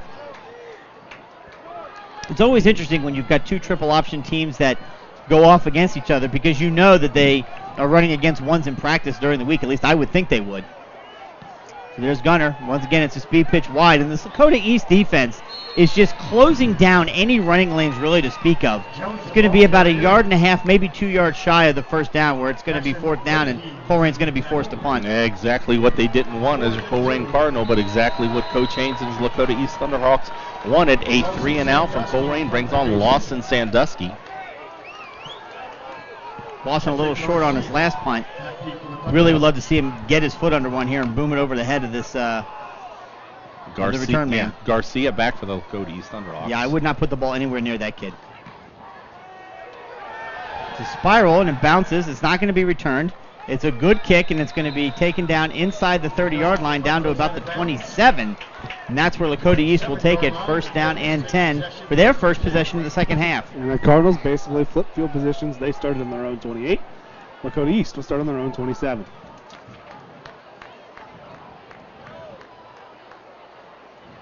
If you're Lakota East, the only adjustments you have to do is just keep to execute what they've done so far.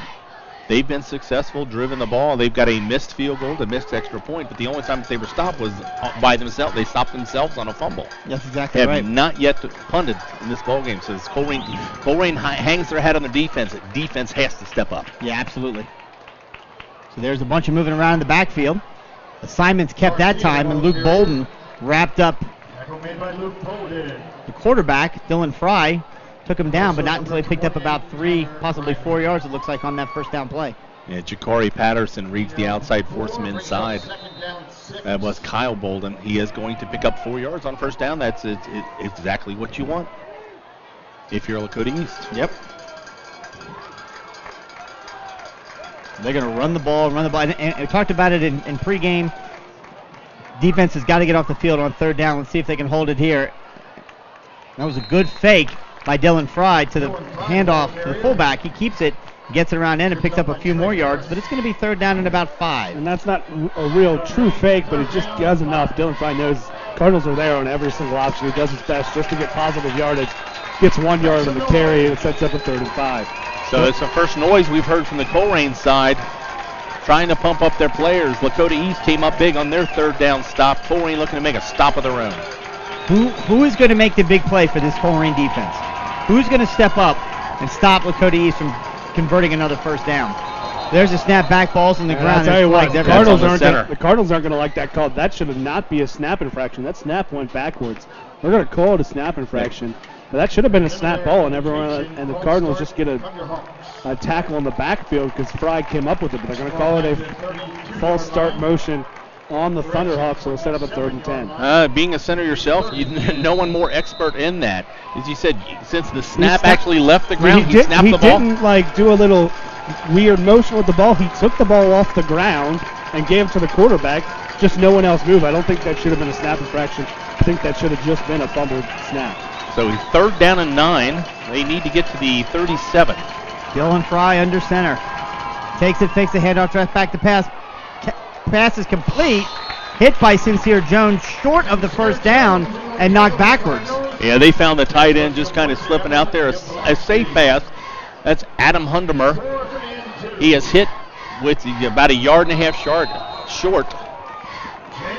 So it'll be 4th down and 1. The Thunderhawks sent out their punt team, Tommy Capano, back deep to punt. Coach Haynes, a very conservative coach, but I would not be surprised if we saw a fake here. One of these days, Brandon, one of these days. He stole my line. Javon Hicks is back for the Colerain Cardinals, setting up at about his own 30. Snap is back. Plenty of time. Not a great rush by the Colerain Cardinals. This one's returnable. Right to Javon Hicks. He's got it. He's going to try and make some people miss. There's flags all over the place. Javon Hicks for a punt return. And I imagine that'll be... Flag came from the sidelines from a good distance of point, but something like that on return like that, it's in the holding area.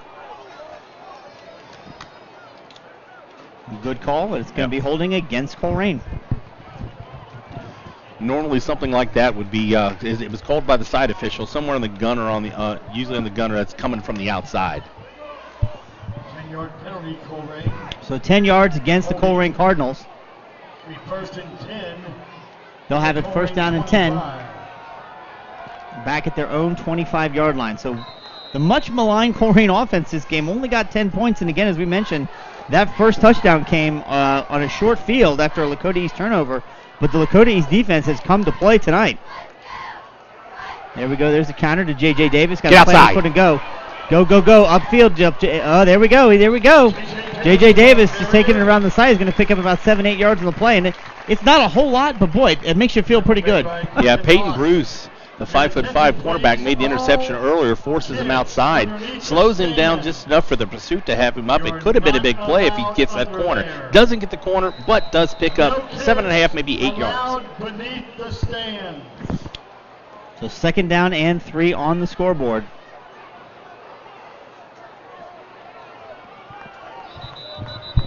Good run by J.J. Davis. Oh, we got whistles here. They're stopping play. Don't know if it's an equipment issue. It is. Yep. Number 6, Deontay Smith-Moore is going to have to come out of the game. He's got an equipment issue. Sincere Jones comes in for him. Those guys are interchangeable. I don't think there's anything that one of them does that the other one can't do. That's a nice luxury to have.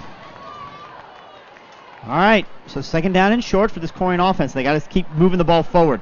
There's a handoff to the fullback, and he's hit right at the line and taken down. No gain on the play at all. It's going to be third down and the same yardage. Extra effort, Chris. He moved that pile a little bit. It's going to be spot. I believe he's very close to the first down. He needed the 35. It's marked at the 35. First down, Cardinals. Yeah, we kind of lost him in the pile. Yeah. He was stopped a yard and a half short. That's unbelievable. I honestly thought he wasn't close. Look at that. So kudos to him for the extra effort, picking up the first down to the 35-yard line.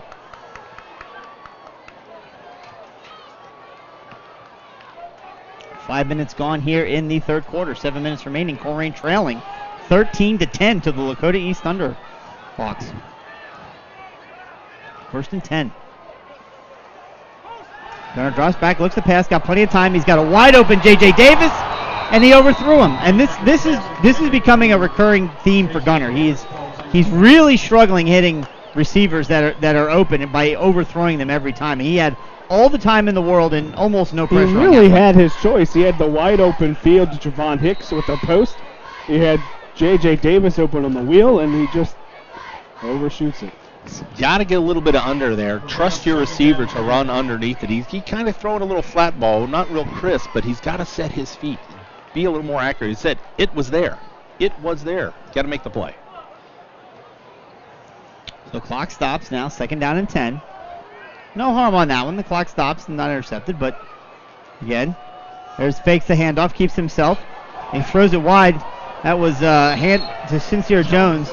Coach Bolden is quite animated. Not exactly sure what he's hollering about. They're going to pick up a few yards on the play. It's going to be third down and about 6.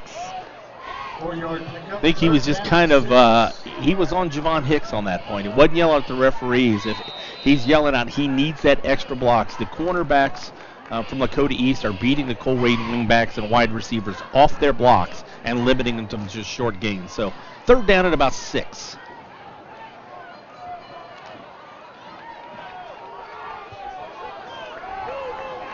So 3 wide receivers. 5 seconds left on the play clock. Gunner passes out to Javon Hicks. He's got it. He cuts it inside. He's going to have enough for the first down. Stays on his feet. Into Lakota East territory. Down to the 45-yard line. First down, Colerain. Make it 44-yard line. You need 6 yards. You put your best receiver, run a 6-yard hook, and he makes the play, gets the first down, and then his athletic ability gets him more yardage. They've been defending the deep ball well. That's a smart play, and I'm surprised we haven't seen more of that. We saw the swing pass earlier attempted to J.J. Davis, and this one just a quick hook. let's just Keep it simple, right? The corners are given big cushions. Just get your playmakers in space. First down and 10. Gunner drops back, lifts the pass again. Again, got plenty of They time. are one-on-one. And there's another great pass out. Good tackle made by number 14 for Lakota East. Is there a flag thrown down there? No. Maybe not. But that is a almost 5-yard gain. So second down and 6 upcoming for the Cardinals. Tick, tick, tick, tick, tick. As silly as this sounds, the clock really is not your friend if you're Colerain. It's the third quarter, Chris. I know, but you're at a point again where possessions are going to be limited. And you're trailing, so you'd like to get the lead sooner rather than later. There's the handoff to, oh, nope, had me fooled. Beautiful play. Deontay Smith-Moore takes the pitch from Gunnar Leyendecker, and there's a Lakota East Thunderhawk out there that lost his head. I thought that was the ball. I was ready to yell for a fumble. That was Quentin Moss Jr.'s helmet. The man who made the good tackle, but it's not before Deontay Smith-Moore has the line of game and a Cardinal first down. You'll see it here on the Waycross replay here any second. That was a great play call by Gunnar Leyendecker. Faked the handoff, keeps it himself, pitches it deep. There we go. Gunnar once again with the pitch, this time to Sincere Jones. He runs wide, and only a shoestring tackle keeps him from the land of 6. He picks up another first down at the 20-yard line, and all of a sudden this Colerain offense, no huddle style, is moving a little bit. And this is the slide adjustment we're seeing. We saw it on the first half, really Gunnar kind of trying to hold it, make a little fake. You can see the adjustment here in the second half is you get the reads, you make it right away. Don't do this where they push you out and push you to the edge. If you're not going to make the play on your own, get it to the man on the pitch and make some space and make it happen. So Gunnar under center this time, keeps it himself. He pitches it once again to Deontay Smith-Moore. He's got some running room. He gets it down inside the 15-yard line. Well, I'll tell you what, this could be an interesting call. Sincere Jones was on the block, and I don't know if this Lakota East, if we can see on the outside, does a full takedown. And we saw perfect, and Sincere was called for holding on that play. Wow. That was almost a judo throw by the defender, and Sincere called for the penalty. Well, I'm guessing the penalty was called before the throw. No. Simultaneously. That was. So that's a killer because that's a spot foul, as you like to say. Watch so here back on to the replay. If we can see it here on the outside. He makes the block. We're not going to see it. Not going to see it. That's the play before. That's all right. It's all right. Well, first down and 25. Under center, man in motion. Gunnar takes Get outside. He's going to have some room to run as Gunnar. Oh, Gunnar busts that to the outside instead of cutting it back. No, he made the right call. He just tripped over his own blocker trying to make the cut. He's got a man. He's got Sincere Jones in front of him. He's just using him as a blocker. He makes the decision to cut inside. He just trips over his own man's feet. Because what you're saying is Sincere is taking his man outside. Sincere is taking his man wherever the defender is going to go. Right. As we get another look at it. We're not. Straight to the play. So 9-yard pickup on that play. Second down and 16 now, trying to get back from the penalty. Gunnar takes it, fakes the handoff, keeps it himself, tries to get around the edge, and he does. He's going to get down to the 10-yard line. That was a very obvious holding play. Oh, that one's going to end up coming back. J.J. Davis will be called for the holding penalty. And this one's pretty clear. It was a totally unnecessary, I think, penalty here on the edge by J.J. Davis right here. Oh, yeah, Gunnar is completely well beyond the play. But it's only technically a 2-yard penalty because it is a spot foul down the field. However, on top of the previous penalty, makes it second down and 18.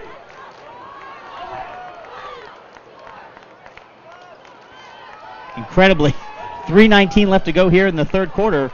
Colerain sitting down 3 points to Lakota East, 13-10, trying to find a way to keep this offense moving. There's a pass out to Deontay Smith-Moore. He's got it, stays on his feet, gets up back to the original line of scrimmage. No flags that I see. So it's going to be third down and about 9 maybe? See where they mark it officially. Deontay Smith-Moore does a good job of catching, a little bit wobbly out there, tried to cut off the block, and just can't get enough block on there, but he does a good job picking up positive yardage. It makes it a third down and 9 for the Cardinals. And just inside the red zone at the 19-yard line. So way to battle back given the penalties, but it's a monumental task, 3rd and 9. Snap is back, Gunnar looks to pass, He's going to tuck it. Look. He's got to move if he's going to throw it, and he does. And it's into the end zone. It's caught, and it is waiting for it. Touchdown, Cardinals! Gunnar Leyendecker with a completion into the end zone for 6 points. You know what? We get another look. Cardinals get good initial pressure there by Bowler. He's running. He's got lots of space, but he tucks it down, throws it ahead, and for 6 points to Sincere Jones. And, you know, Gunnar really, he was very aware of the line of scrimmage and not to go beyond it. He was a solid 3 yards behind the line of scrimmage. Snap is back on the extra point attempt. Kick is up. Haven't seen Mangold in a while, but glad to see he's still got that leg warmed up. Kick is good up to 2:35 mark of the third quarter. It's the Colerain Cardinals 17, Lakota East Thunderhawks. You know, I'd almost like to see the stats for that drive alone. Colerain with, 4 or 5 penalties? They went 85 yards in distance, but probably a total of 120 yards of offense. Can't really see a good angle of the feet there. It looked like he had a foot in bounds. The knee is, all you need is one knee. Either way, the referee said he had it, so it's a first down. Or, excuse me, a touchdown.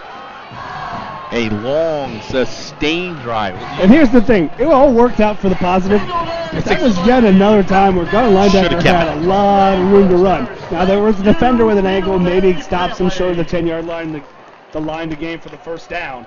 But Coach Bowden can't argue with the results. Yeah. That's one of those as a coach, you're like, what? Oh, good play. We've seen it before, but, you know, it's easy to look back, and he makes the play, and he makes the touchdown. Great outcome, but you're absolutely right. He had a lot of room in front of him. And he might not, he had, the defender was there for the angle, might not have got the 10-yard line, but it's probably the safer play. Leyendecker, though, goes to the end zone and hits his wide receiver. So Colerain started off this game up 10-0. Lakota East rattled off 13 unanswered points, went up 13-10, and into halftime with the lead. Colerain then comes back, scores a touchdown here late in the third quarter, and they regain the lead, 17-13. So it's a back-and-forth affair between two very good football teams. Lakota East putting on quite a display tonight. Let's not overlook as Mango gets set to kick here. There it is. It's a high kick, and it goes into the end zone. Yep, into the end zone. So Jeff Garcia is not going to be able to run that one back, and it's going to be first down and 10 Lakota East at the 20-yard line. Let's not overlook that. That was a first and 25 for the Colerain Cardinals. Yep. Then it was a second and 16. Then it was a second and 18. And on 3rd and 9, an obvious passing down, Colerain Cardinals convert. So this is a pivotal series right here. You can't for the hold nothing Colerain back. defense, because they have a lead for the first time since the first quarter, and they've got to show that they can impose their will on this Lakota East offense. Again, the number 1 rushing offense in the GMC. So nothing to be ashamed of, you know, with Lakota East running the ball, but you've got to be better. There's a speed pitch. Somebody read that one beautifully. I think that ball's on the ground. Lakota East falls on it. It's a good read by Patterson coming up from his safety position. That ball comes loose, and no gain turns into about almost a 2-yard gain. I don't know if Lakota East followed on it or necessarily the ball fell into the lap of a down. Nope, he's right there. Oh, I tell you what, each one got an arm on it. That was a fortuitous bounce and a nice play by the Lakota East. Well, it is an even more fortuitous bounce for Sean Church because a 2-yard loss on the fumble gained 2 positive yards.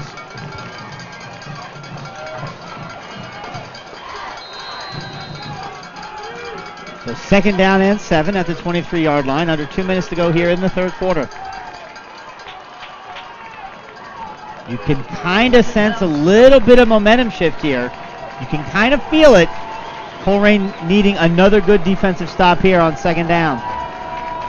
There's the snap, handoff to the fullback. He takes it, and he gets taken down immediately. Number 55 in on that tackle. And no room to run for Dabrowski. I'll tell you, Trey Harris is having a good game. All 5'7", 200 pounds up. Shows a little bit of speed right there, and Brennan Hopt also there. Limits the game, 3rd down and 6. And we saw Trey Harris earlier in the game. He was there to stop the counter, got held, and drew the penalty. He's having himself a back-to-back good weeks. Had the interception last week, fumble recovery this week. So 3rd down and 6. Lakota East needing to get to the 30-yard to their own 30-yard line. Snap back, looks to pass, throws it across the middle, and it is almost picked off. Ja'Carry Patterson stepped in front and couldn't quite pull it in, but the most important thing is it is incomplete. Lakota East, for the second time in a row, forced a punt. And Dylan Fry, he had that wide open in the first half, and he didn't see Jakari Patterson run right in front of that one. Jakari Patterson was looking for his second pick six of the year, but it just goes right off his hands. Yeah, you're kind of limited with your pass selection when you're running the same formation over and over again. With that seam pass, if it's there, it's big. If it's not, it's dangerous. You're thrown into traffic. Javon Hicks back for the Colerain Cardinals. There's the punt. It's a good one. It's a high one, but right to Hicks. He takes it. Makes one man miss. He's back beyond his own 40 now. Makes another man miss. Just get positive yards, Javon, and he does. He stays on his feet. He's going to be taken out to about the 40, I'll say 46-yard line. We'll see where they mark him. That whole time you're just thinking, Javon, call a fair catch. Javon, call a fair catch. Javon, hold on to the football. Javon, hold on to the football. Exactly, right? You want your playmakers to make play, but you're right. You're absolutely right on that one. That one's, we don't see what he sees in front of him, and it's nice to have the courage. No, we know exactly what's in front of him. It's a whole lot of white blur coming at him, but it does a fantastic job of making the play. So 34 seconds left to go here in the third quarter. Colerain nursing a 17-13 lead with the ball. Have an opportunity here to kind of maybe put a little distance between them and Lakota East. Right now it's only a 4-point difference. There's the handoff to the fullback. Takes it up the middle. Going to pick up about 4 yards, maybe 5 on that play. Ivan Pace, the ball carrier. Yeah, Ivan Pace just right up the middle. I haven't called Ivan's name a lot tonight, that's for sure. Well, Lakota East has said, hey, you're not going to beat us up the middle. They know this offense. I mean, Rick Haynes runs a very similar offense. They know that it's based on the fullbacks, and they've known Colerain's leading rush is pace, and they're saying, okay, Leyendecker, you're going to beat us. And that will be the final play of the third quarter after 3 quarters of play here at Colerain High School.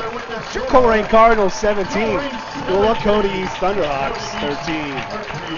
And special thanks goes everybody from Waycross Community Media that's out here. We've got guys in the truck. These are all volunteers. Thanks to Tony Suarez and his entire crew. The guys on the camera, the guys in the booth. If you liked what you see and want to be part of a future broadcast, www.waycross.tv/volunteer. We'll show it up and you'll find him. There's one of our guys up there. Give us a wave. Look at that. A cameraman taking a picture of a cameraman. Now you got to take a shot of him. Take a shot of him. You got me? Tony, get him. There we go. Again. Let's go cameraman to cameraman to cameraman to show off our volunteers here. You can reach us in the booth here live at wearecolerain.com, radio. There we go. Thank you, guys. Wearecolerain.com, or the live chat. Wanted to give thanks out to some people chiming in. Give a thanks out to Roy, Trisha, Paul, and some random guy 4132. I wasn't just saying that. That's literally his username. That's username 4132? 4132. How does he spell that? Some random guy. Colerain with one more home game left on the year. In 2 weeks, they'll be back here to play the other Lakota school, Lakota West. And we're very happy to say Waycross will be here again. So another high-quality performance coming in 2 weeks. Gunnar Leyendecker taking the ball, faking the handoff, keeping it himself, making a few men miss, staying on his feet. And he's going to be very close to the first down. He stretched with that ball. I don't think they gave him the stretch. They didn't give him the stretch. So that's garbage. We're not really sure if his knee was down. Looked like he was on top of the defender. And on 3rd down and 1, we're calling that big package out here. We're going to see a couple of Boldens, a couple of linebackers, bringing in extra offensive linemen, and we've seen them do a lot out of this. The last couple of weeks, we've seen Bolden run the ball. We've seen Pace run the ball. We've seen him throw a pass. Yep, that's Jonathan Hudson, 63, the offensive lineman in there, along with Dan and Luke Bolden. It's only 1 yard. There's the handoff.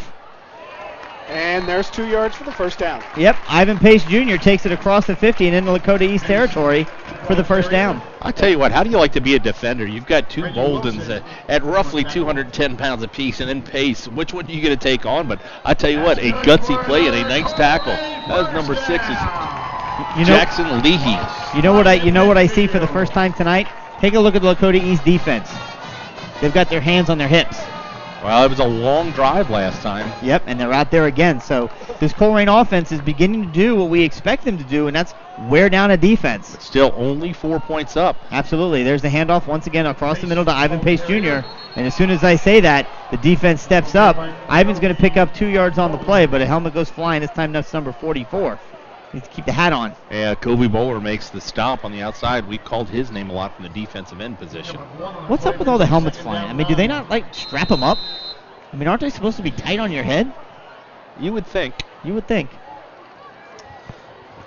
Says the person who never put one on I have put one on. Yes, sir, I have.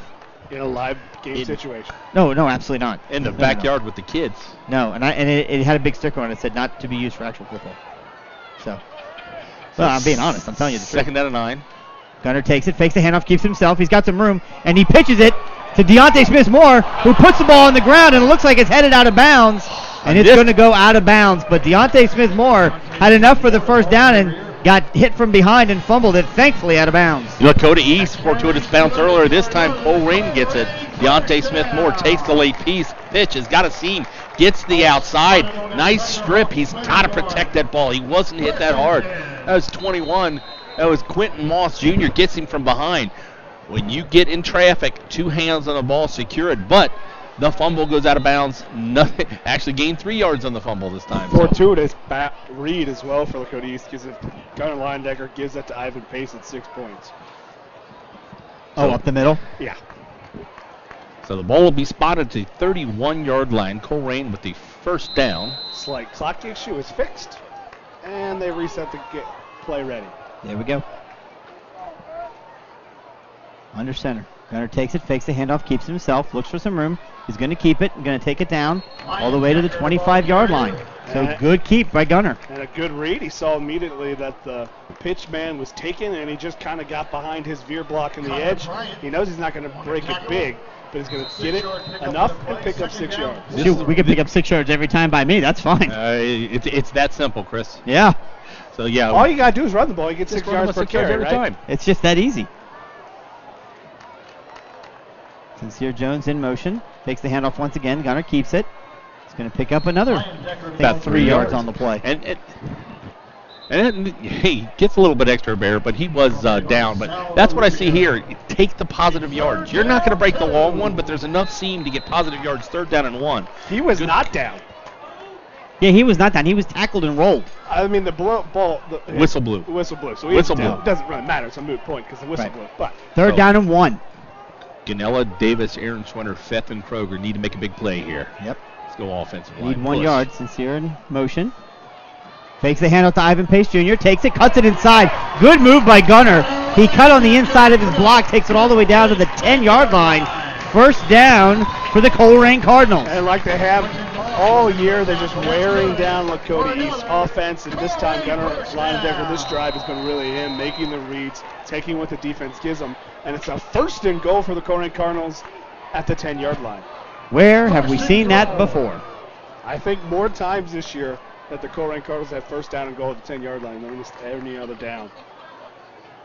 So there's a counter off to Sincere Jones. He takes it, cuts it across the middle. Immediately hit by number 48, but good yard gain by Sincere. They'll take it down, take the defender all the way down to about the 6-yard line. Here it is. You can see the replay. Sincere on the counter. He takes it, gets by 50, lowers his head, but good tackle by number 48. It'll be 2nd and goal. Yeah, there's a little bit of a seam there, but good pursuit by the middle linebackers. Close that up quick. This has been a great football game. 8 minutes coming up on 8 minutes left to go. Colerain up 17-13. Gunner under center, takes the ball, fakes the handoff, keeps himself. He's going to run it into the end zone, untouched. Touchdown, Cardinals. Gunnar Leyendecker. That was all Leyendecker, that drive, and his offensive line. They decided, Lakota East did, to stop the fullback. And this is what we call a weight room drive.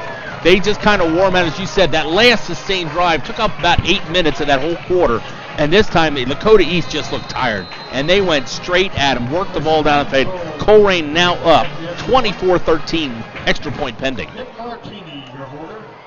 Martini for the hold, gets it down. Ponting's snap is good. The kick by Mango is through.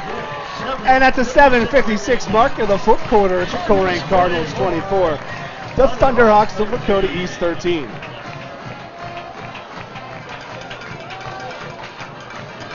That's got to make you feel good if you're a Colerain fan, because it's exactly what we expect to see from the offense. Nothing overly flashy.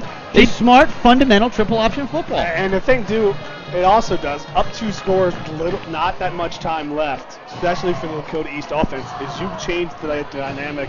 What they have to do, they're not going to be they're still going to go triple option here on this first drive. But you got to think, you're changing the pace that Lakota East likes to play. You're changing their playbook to something they're not necessarily as comfortable with. Yep. Running it up the middle with their workhorse might not be there as much, so you've made it easier on your defense by making it uncomfortable for the Lakota East offense. But they've also shown the big strike capability, the long pass for the touchdown, the long pass for the first down earlier in the first quarter. They do have the ability. We've seen him throw. They don't throw a lot, but they can when they do it. So Colerain, defense to be tested right here with 7:56 left to play.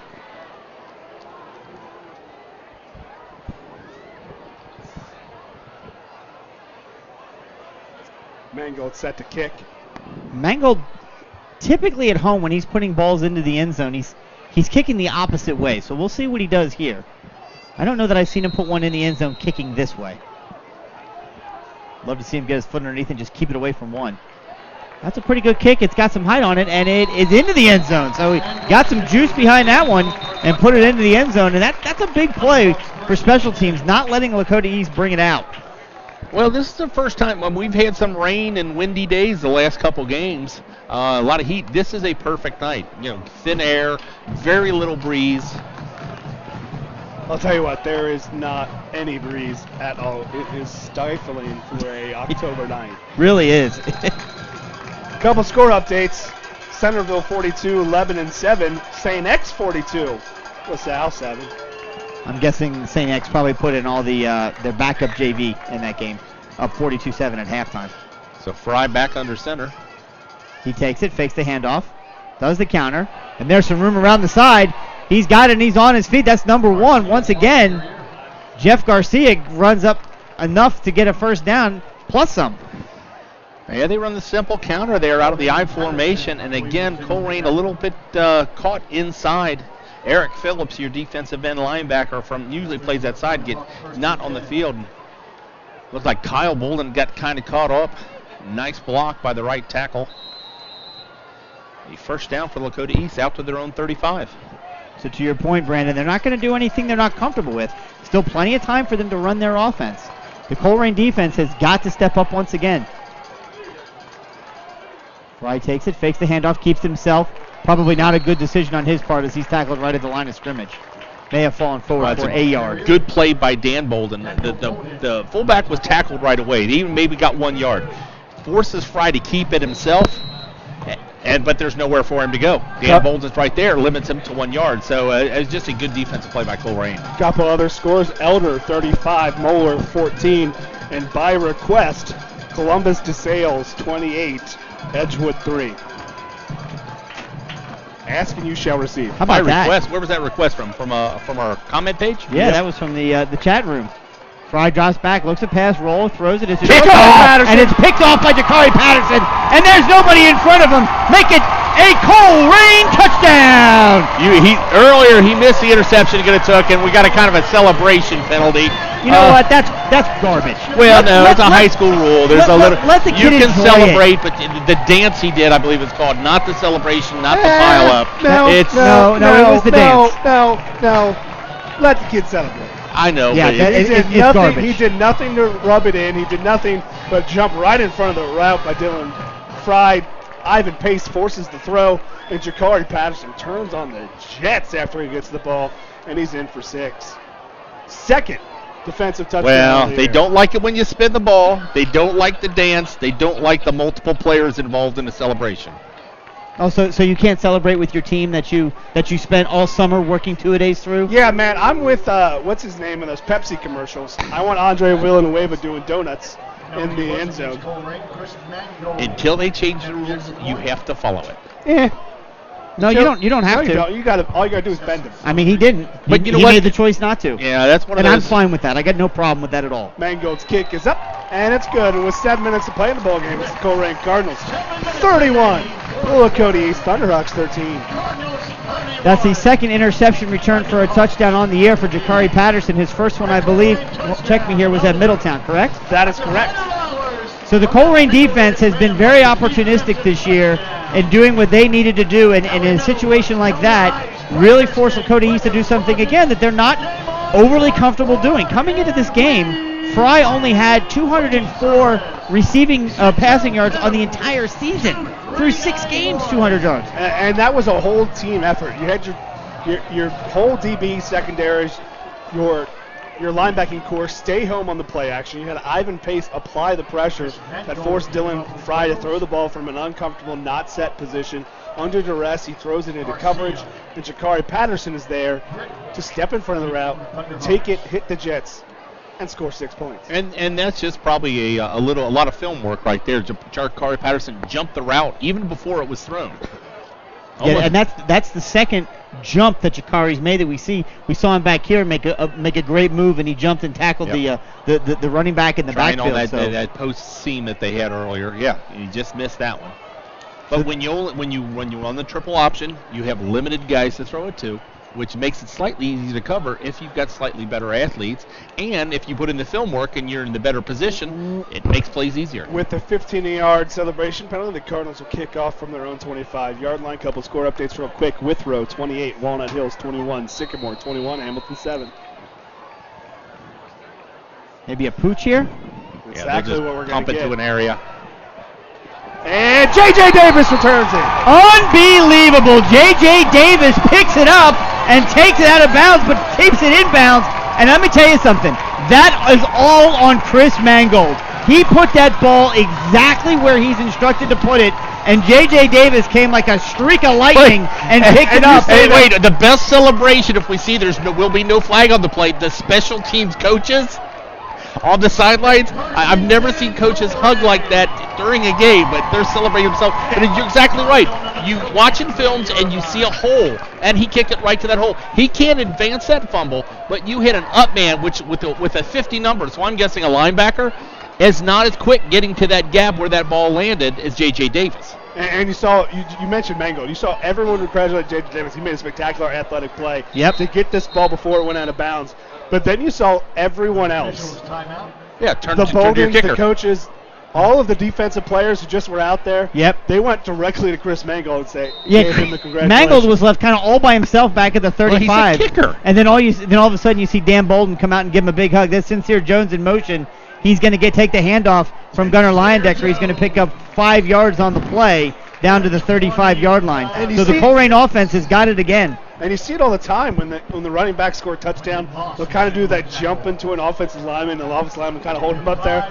You saw Dan Bolden do that to the kicker. So not often the kicker doesn't get a touchdown, but he does something fantastic like that. He gets his own celebration. Well, that's the other day. The kicker only celebrates when he's done something well. Other than that, he's the kicker. 6:24 left to go in the game. Colerain with a 31-13 lead, and after recovering the kick, fakes the handoff, pitches it. Let's see what he can do with J.J. Davis. He's going to plant his foot, cut it back across the middle. Well defensed by Lakota East. They're not quitting, and they're not going away. It's positive yards on it. They're going to allow him all the way down to the 30, what is that, about the 34, maybe the 33 they're going to mark in? Well defensed, but not well blocked either on the edge. True. Again, give credit to the Lakota East cornerbacks for getting off. Smith Moore out there got beat by his man. Yeah, they've got it marked right at about the 33-yard line. Yeah, 3rd down and 3, probably 4-down territory. You've got a lead, a little too far for a field goal if you don't get this. That play right there really changed the momentum, because Lakota East had an opportunity even after the touchdown, interception return for a touchdown, to maybe climb back into this, but this changes everything. Gunnar drops back, looks to pass. He's got some room. Run it. He's going to run it. He does exactly what he should do. Protects the ball, runs it, takes it all the way down to the 20-yard line. It'll be 1st down, Colerain. Brandon, were you thinking he was going to try and throw it? And he was, but it was also a good play in a scramble drill by Leyendecker and Deontay Smith Moore in combination. The initial play action rollout's not there, so it turns the other way. And you're going to see he looks up, and Deontay Smith Moore's got a run pass option in front of there. And if the defender came up, he would have thrown over top to Deontay Smith-Moore, but the defender follows DSM on the route. That gives space for Leinedecker to pick up the first down. Deontay Smith-Moore out, Dan Bolden in. Well, I guess we know what's coming, right? I don't know what's coming. We're just going to see a run right behind Dan Bolden is what we're going to see. You think so? Huh? There we go. Yep. There's the handoff to Ivan Pace Jr. He takes it, tucks it in the middle. He's into the open field. He's into the end zone. Touchdown, Cardinals! And you know what? He didn't run initially behind Bolden. Dan Bolden took his man 15 yards past the line of scrimmage. I'm sorry. And Ivan Pace waited and waited, as we'll see right here. If we can let this replay roll, as you see Dan Bolden blows one man up, and then he finds a defensive back. Ivan Pace cuts it back. And then he just keeps on him, and waits. Dan Bolden in there as a linebacker, as Let's a let fullback. this replay roll and see. Dan is still working to the outside. He's still working. We got to apologize. This isn't intentional to the referee, but Ivan Pace is going to try to give the ball to the ref. As the extra point goes up, Ivan Pace tries to get the ball back to the referee, but the referee looks away, and the ball hit the referee right in the head. I apologize. We have it? We have it? Yep. Right in the back of the head. Well, I mean, it wasn't intentional. No, he did what he's supposed to do. But, You toss the ball to the ref. That's what you're taught to do, apparently. And what great play here by the Waycross crew. Doink! A classic. What? I tell you what, volunteer camera crew, guys in the truck, you guys, thank you for that. That was Waycross, the you shot rock. of the night.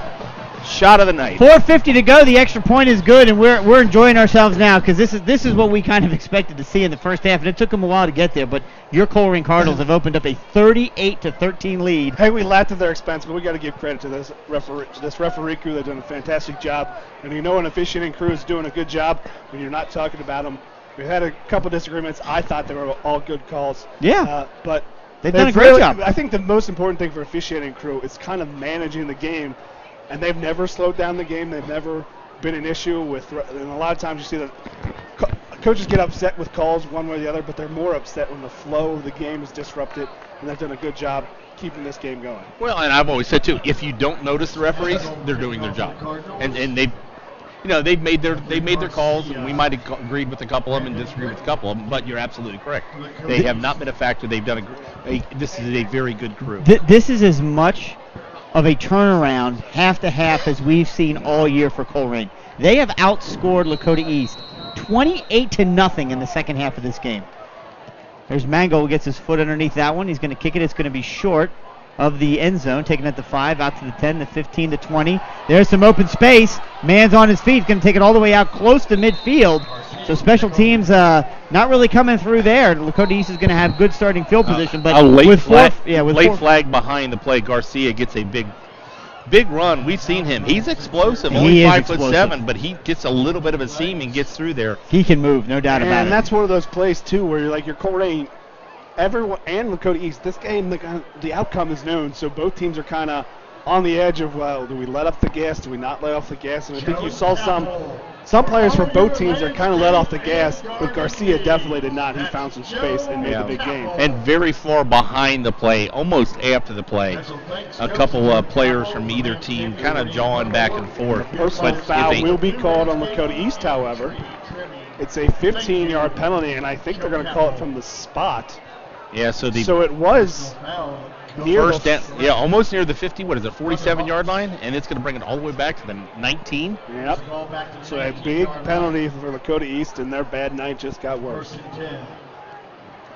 Let's be honest, their bad fourth quarter just got a lot worse. You say it's 28-0 in the second half. Yeah. It's 21-0 here in the fourth quarter. Well, only one possession of the third quarter. No, they had a touchdown in the third quarter.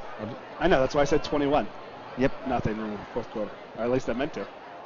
I think that's what you said. I think you got it. And someone jumped. False start. Looks like Be a 5-yard penalty against Lakota East. Knock it back another 5 yards. The proverbial wheels have come off. That's the only phrase I can think of to best describe it. I mean, kudos to Lakota East. They came in here and as we said at halftime, smacked Colerain in the mouth. There's no doubt about it. They played toe-to-toe and better than Colerain in the first half, and as a result, they had a lead at halftime, 13-10. Something that a very, very few GMC teams can say against Colerain at the cage over the past decade. But Colerain has kind of reminded the world who is exactly they are here in the second half, and they have brought the wood, so to speak, against this Lakota East team. Couple other score updates. Princeton 17, West 7. Oh my. Fairfield 41, Oak Hills nothing. Anderson was up 34-6. It's now 34-20 over West Claremont. So that's a possible first-round opponent for the Colerain Cardinals, dare we say, come playoff time. So we see a replay of the first play. It's just a counter to the right side. Ethan Stout stays home. 5-yard loss. Oh, excuse me, no loss. They had 5 yards from the penalty. So second down and 15. There's a handoff right up the middle again to DeBrosi, and I'm gonna kind of talk here and to our stat guys, so just bear with me here. All right, we'll call the game. You do what you need to do, Chris. Nothing special there by DeBrosi. It's going to be a minimal game. Got another possible playoff opponent for the Colerain Cardinals. Milford leads Kings 21-14 in the end of the 3 quarters. He has 50 yards. He had 49 at halftime. So he'll pick up 2 yards on that play, being a third down and almost 14. Still out of the I formation. 2 wide receivers.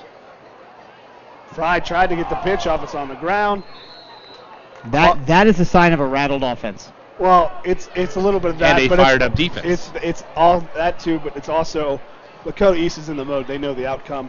They're not going to do anything fancy. They're not going to do anything besides basic inside and outside veer. And that's just sort of not a full effort there from the Lakota East offense. Understandably down as many scores as they are. So here's something for you. The GMC's leading rusher, Jack DeBrosi, we talked about him going into the game, had 49 yards at halftime. As of right now, he's at 50 yards. 52 with that last carry. 52 with that last carry. Fair catch by Hicks. On the Cardinal head. That's a smart move. So really the Cardinals are going to hold the leading rusher to 3 yards in the second Cardinal half. fans, just a reminder. Your Cardinals So, that all being travel said, to Fairfield High that School sets up for a next large week's matchup high next school week for the Colerain Cardinals. And We've got to travel strong. It's an away game, so we will be there to broadcast. But as you realize, with the Ohio high school athletic rules, it will be audio only. So if you want to see the game, we want you there. We don't want you listening to us next week. Yeah, please come to the game and fill the stands. Yeah, if you're within the 513 area code, you should not be listening or watching our live video of a scoreboard next week. You need to get to Fairfield. There's a handoff right in the middle, and Colerain's going to keep this as vanilla as possible to run this clock down. Handoff to Hamaz Abdul-Wahid, a fullback. Yep. And he picks up 3 yards. Complete substitution, second team's in. Talking a little bit about next week, if we can look ahead to that matchup against Fairfield. They are laying the wood tonight, so they're going to come into the game undefeated in the GMC. Colerain is going to be undefeated in the GMC. Barring any catastrophes the final 2 weeks of the year against Lakota West and Oak Hills, for Colerain, next week is the de facto GMC championship game. Hamaz Abdul-Wahid for 3 more yards. Fairfield started off the season a little bit slow on offense. They've found their stride and they're scoring some big points. But I tell you what, they got some of the biggest names, not only in the city but the state. But number 1, the big tackle. Number 1 tackle in the country, one of the top 10 players in the state. And I tell you what, the one I like to watch, they've got a defensive end. I tell you what, he is signed with UC. They got a monster on defense, too. Yeah, Malik Van caused us all kinds of problems last time we saw him. No reason to think he won't do it again. Deontay Smith-Moore in at fullback. In at quarterback. Hand off to Hamaz Abdul-Wahid is met immediately in the backfield. And it'll be 4th down for the Cardinals. Yeah, they're not doing anything. It's not a read option. They're just running straight dives to the fullback, running out the clock. Yep. So again, we want to take a minute and thank you for tuning in to tonight's broadcast. 1:15 left to go here in the game as the clock continues to run here on wearecolerain.com. On our website, if you want to come back and watch this game at a later time, you can do that a couple of different ways. Obviously, you can watch it on our YouTube. However, if you'd like to sit in the comfort of your home and you don't have a smart TV, you can pull it up via Waycross, and their playback schedule can be found right on our front page at wearecolerain.com. You'll see a PDF there you can launch and see all the playback times for your channels, for your particular service of cable. So we encourage you to take a look at that.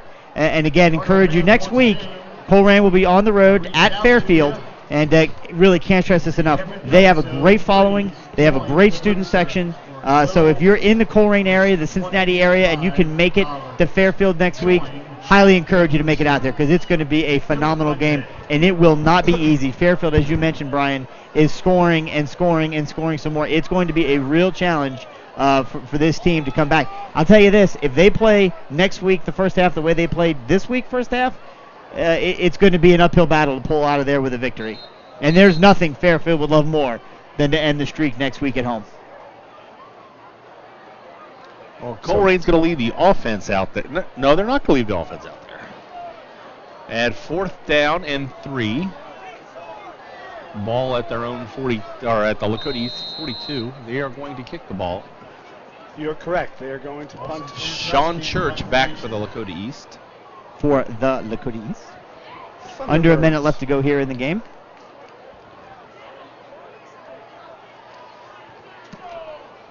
It's a line drive punt by Colerain. Caught and then immediately tackled inside the 10-yard line. 45 seconds left to go. Lakota East will take over, trailing 38-13. Yeah, that punt was, I'm going to try to kick it as hard as possible because I don't want to return. Try to kick it into the end zone. No, I think he was just trying to kick it and let it bounce and see where it happens. I might disagree with that. He just kind of kicked it. A nice play by Church. That ball was bouncing up. If he let it go, Colerain can pin him a little bit deeper. Doesn't get anything on the return, but then again, the kick doesn't go any farther. Fellas, as we wind down this game, what happened in the second half? Attitude. What changed? Attitude. It had nothing to do with attitude. The Colerain Cardinal coaching staff made adjustments. They saw Gunner I knew he linebacker. I disagree with him, so he's going to disagree attitude. That's like someone who doesn't understand football says. No offense. No offense. Oh, none taken. with all due respect. You saw the adjustments. With all due respect, I have to disagree with that. That opinion is nonsense. That's like saying not to offend. Not to offend. Not to offend, but you're wrong. But you saw Gunner linebacker really change the way he was in the first half. He was holding it and trying to stretch out. East was letting them have it. They decided in the second half to get quick pitches. They changed up a little formation. On defense, as the Colerain Cardinals clean up here for what presumably is the last play. You saw the defense make adjustments and then really shut down Nabrosi and held him to just 3 yards in the second half. The clock winds down, 2, 1, and triple zeros on the board. Your Colerain Cardinals continue the streak and beat the Lakota East Thunderhawks here at home by the final of 38-13. For Brian Wyatt, Brandon Wyatt, Mike Rourke, Jason Helfrich, Alex Kaiser, Tony Suarez, and all of the phenomenal volunteers with Waycross Community Media, we thank you for watching this broadcast. We'll see you again for the next Colerain Cardinal football broadcast in 2 weeks when they welcome the Lakota West Firebirds here at Colerain High School.